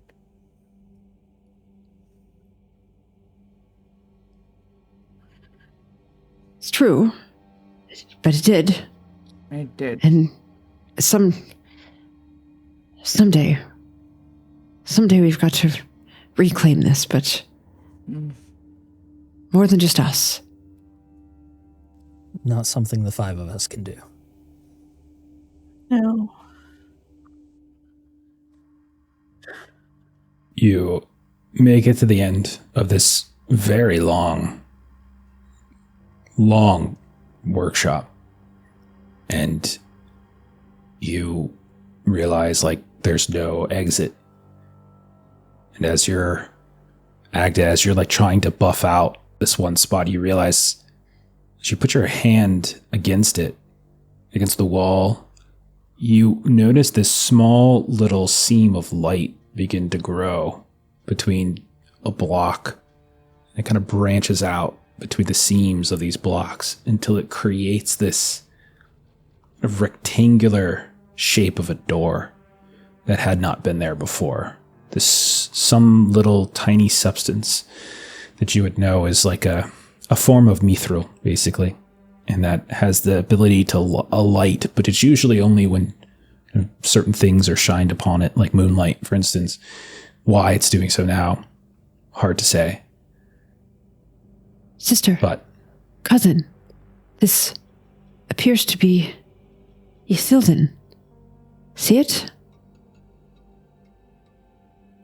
Yes.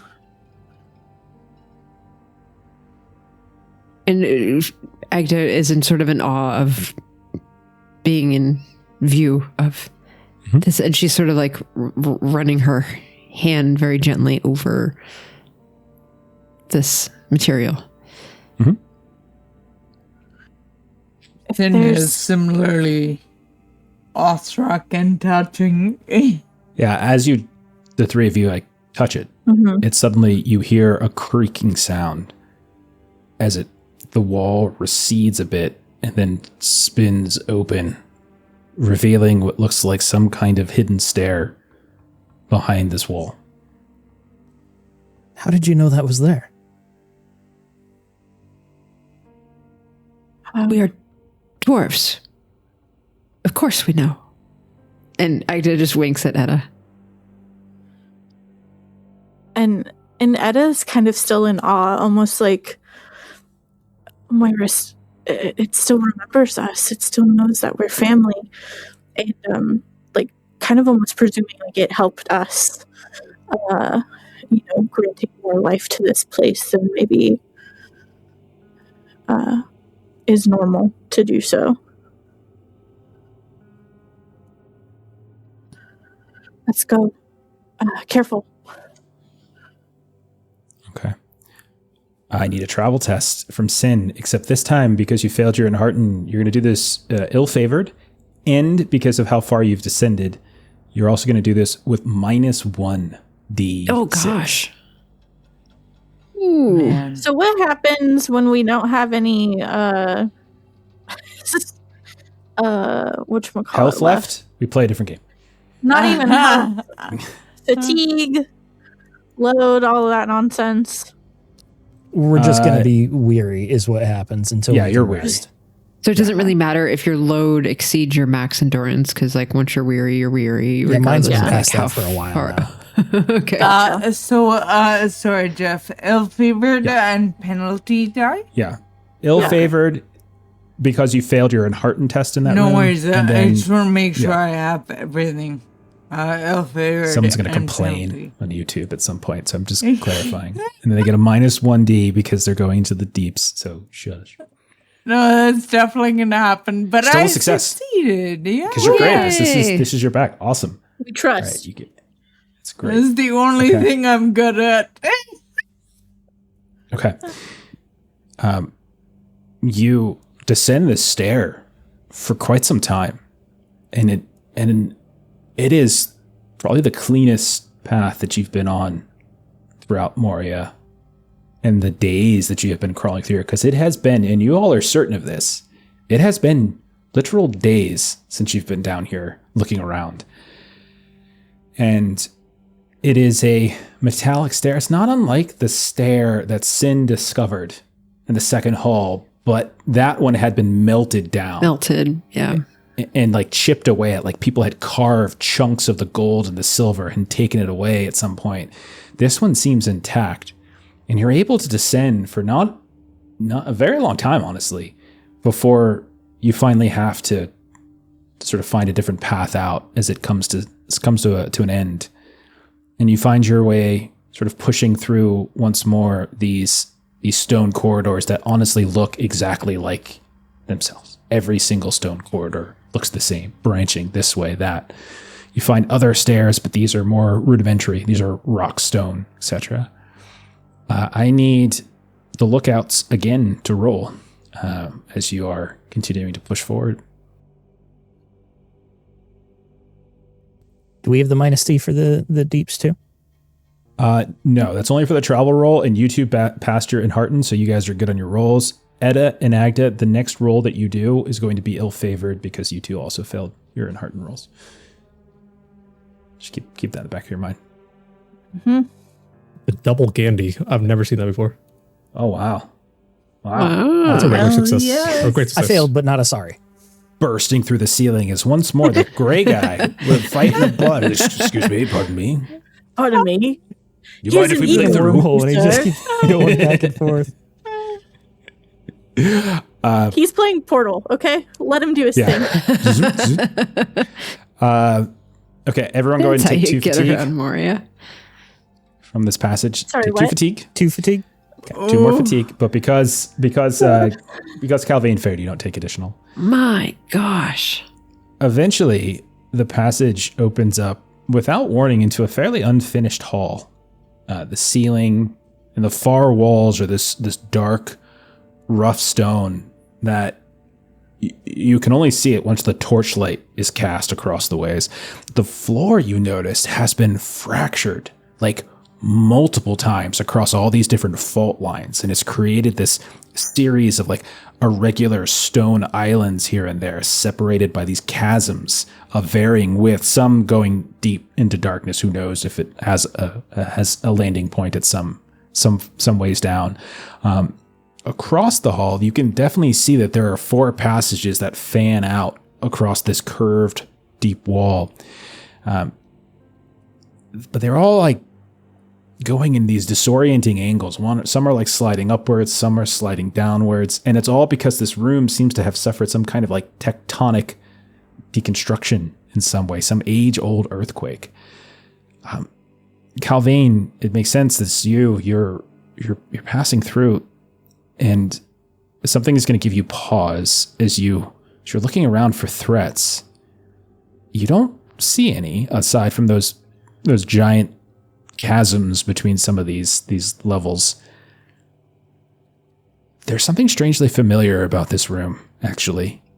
As you look around, this room has an elven touch to it in some ways. You can see it between the cracks of some of these stone islands, these pale thread-like plants that are growing and faintly luminescent. They're not giving out bright light, but enough to actually see them in the dark. Once you pull your torch behind your back, you can kind of see them just growing there, here and there, these plants weaving about. And there's like this barely perceptible tone, like a resonance in here, like a hum. And it feels like this is a place of... this has an elven touch to it. You don't know why, you don't know how. Long ago, elves and dwarves were friends. And something about this place seems to have been elvish in quality. Is there elven life here? I must look around these cracks. I'll run up to them, start examining what's illuminating through. Yeah, you keep kind of following this strange illuminating path. Give me a riddle test, actually, if you don't mind. And people can assist him if you wanted to. You don't have to. I would like to. I actually have a thing called folklore as a messenger, which makes me particularly good at something. let me open it up. Is it at folklore? You possess. It's just your knowledge distinctive of- feature. Yeah, it is. Knowledge about the freed bills, basically. So I'm not sure if that can. I don't think that would assist apply here, you. but you can spend a hope to assist. You can spend a hope to assist him, and because it's your fellowship focus, right? Because CALVAIN's your Yeah. right? Totally. So if get 2 dice. I'll do that. Yeah. Sweet. I'll add that to my roll. I am Yeah. favored, I believe, in riddle. Oh, not a great roll. Ooh. Barely passed 14 over 13. Wow. So that really helped. That was some low numbers. You do notice that there's a pattern in some ways to the ways in which these plants grow. And you can see that some of those passages at the far ends, like these plants grow in their direction, and 3 of the others it doesn't. And you also notice that there is this small branch of this plant, this like little, it's almost like lichen that's just growing along the edge in these seams as you're like hopping from one of these stones and kind of standing on top of it for a second and letting your eyes adjust until you know which way to hop again. And you notice like this small branching to an alcove to your right that looks like the only section of this room, this chamber, that wasn't destroyed by that earthquake. Or maybe it was just the trick of the stonework, who knows. But you do notice that there is a low shelf of black stone. And it has like objects that somehow seem to have stayed atop of it. You can see like tokens and totems, seals, maybe something made out of clay that is fractured off a bit here and there. But then you notice this large, thick tome, and you see that this plant life seems to grow into the alcove and kind of up and around that bookcase, that small bookcase.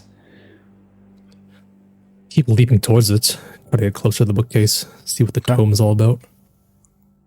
You pull it down. It's bound in some kind of leafy material. It definitely should not have survived, but somehow it has.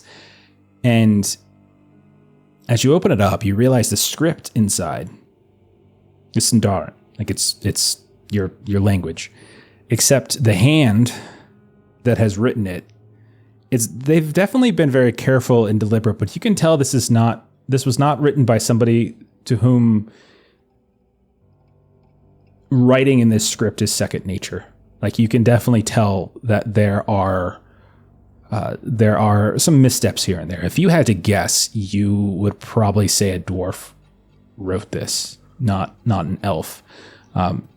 They certainly tried, and there's some words perhaps written more phonetically than appropriately, but it definitely looks like whoever drew this script out did it fairly laboriously. And as you start reading through a couple of the pages, it looks like it's a record of some of the deep levels of Moria, distances, landmarks. Like there's like something that might be a map, but it's not a diagram. It's more like it's rendered in text instead of like a drawing of some way. And there's like descriptions of various passages that seem to lead to different places here and there. And there's also like very personal entries from time to time as you're flipping through. They're brief, they're factual. And you definitely see that this is like written about a dwarf, something about a friendship. You start flipping back maybe to some of the final entries, and you can see they're growing shorter and shorter. And it definitely seems like this is being written with an audience in mind. It's not like just a journal. It's being written as if it's being directed to an elf of Eregion. And the last line on the very last page says, "The fire whispers and beckons me to its shadow." And then there's a few empty pages. Fascinating. Your kin, they knew Sindarin. If one of you picked it up at all. Well, it's certainly possible. The stories of the Westgate was the combination of skill of Narvi of my kin and Celebrimbor of your kin, and they worked together on that gate.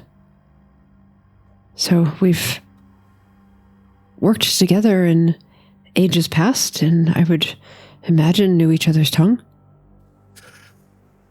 I shall read you this. Never heard of transcript here. Sindarin. Was this a elf hero? It's a language, Medwin. Well, of course I knew that. What's it say?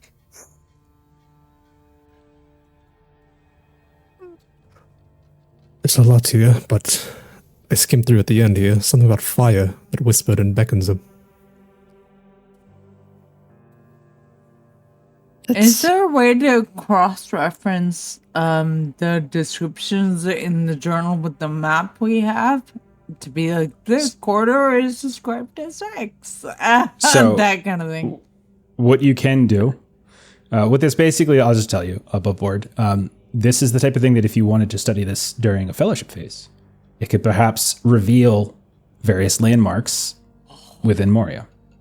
So the way, mechanically, the way like Moria works is different. Landmarks have a different level of like some of them are well known, they're famous, some of them are obscure, some of them are hidden, and how you handle journeys depends upon somewhat. Do you know where you're going? Have you heard of this landmark? And then stuff like that. So this is a way that if you wanted to take this with you and spend time studying this, then it could potentially lead to discovering a would landmark. love to do that if nobody else is like CALVAIN's particularly got it. keen So- on it.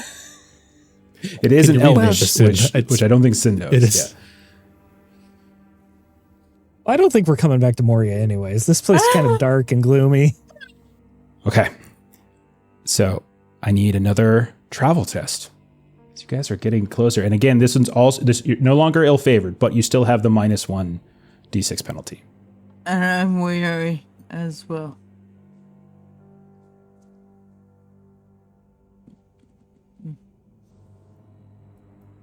Do. Okay. You got this. I was hoping. Didn't show up for me. Yep. I see a You have hit success. it right on the last two Oh, times. nice. Exactly 15. Okay, good. Okay. Thank you. So you guys, you guys continue to push for days, maybe hours. It's hard to say. You've been down here forever. You do feel, especially the dwarves, you definitely feel like the weight of the mountain is heavier now than when you first climbed in. The darkness feels even more oppressive. And then there's heat that seems to be coming through a few of the walls here and there. You find yourselves on this long and winding stone staircase that just seems to zigzag a bit without having any landings. There's one or two places that look like the walls have collapsed and blocked off any potential to get off. But at a certain point, as you're listening, you actually start to hear the sounds of voices and maybe laughter. And then as you're about to swing down to this last return of the stairs, you see a light, very, very faint, up ahead. And you hear those voices even louder now. These rough, guttural voices, the voices of orcs. And you see this band this grouping of them, they don't seem to notice you. And maybe whoever's leading the way, whether it's CALVAIN, one of your lookouts, maybe it's at Medwin, the two of you stop and you keep everyone from going down further, and you watch as they continue to move past, and you're able to hold your breath for a second. But this is the first time in a very long time that you've seen any sign of orcs, and they seem to be moving with some purpose. But that's where we're going to end for tonight, and we'll pick up on that next week, as you all have technically reached the region known as the Ledge of Woe. But there's more to I'm do not still. dead yet. Well, look at you. Yeah. You guys are very tired. Oh, my goodness. There we are on the map. Nice. We got there. Oh, We got there. 2 points of order before we go on, before people get in the YouTube comments. I did realize that we were doing the roles wrong for the travel role. If there are 2 people assigned to a role, one of them can support the other, but only one of them rolls. Okay. So I would have had to spend a hope to support him in the standard way. Gotcha. Okay. Second question is, how many prolonged rests did we have? Oh, are you trying to figure out how many days it's been for your wound? Because it's 15 days or something. Exactly. Oh, it hasn't been that long. Because you should have been a single day. Oh, it's been more than a day for sure. You should have ticked it down, by the way, by 3 from CALVAIN's heal, because he had an extraordinary success on his heal. Okay. Yeah. Yeah. I have to go back and count. It's been, because you guys did actually get an extra bonus day, so it would have been 1, 2, 3. I'd have to double check though. So you got about 4 more days. The journey, and so then we have the thing about not really doing the prolonged rest because it's not in a safe place while journeying, and so then there's that overlapping. Well, no, that's all. You can do prolonged rest while journeying, but you don't lose fatigue unless it's off the road. Okay, you're closer to not being wounded anymore, but you're still wounded. So if we trip and fall and make noise and these orcs attack us, you are still wounded and could still go to die. I'm just trying to keep up with the math before we lose track. So okay, so we're gonna pick up on that next week, maybe. I don't know. Maitreya, where can we find you on the internet? Maitreya plays games on YouTube, where I make system agnostic or multi-system tabletop content. Awesome. Steven, you've made a game. You want to tell us about it? Yeah, Huckleberry, a Weird West RPG. It's an action horror game. Think Hellboy and Tombstone. Get more details at huckleberryrpg.com. You can pre-order it with code LOLLY to save $5 off. We just dropped a big update to the PDF, added who knows how many pages. It's 252 pages now. And we're dropping our scenarios to backers next week. So that's coming out pretty darn quick. So yeah, lots of good updates. Fantastic. As for us, I think next game is not till Tuesday. We're going to be playing through some Wild Sea. Thursday next week, we got some Coriolis.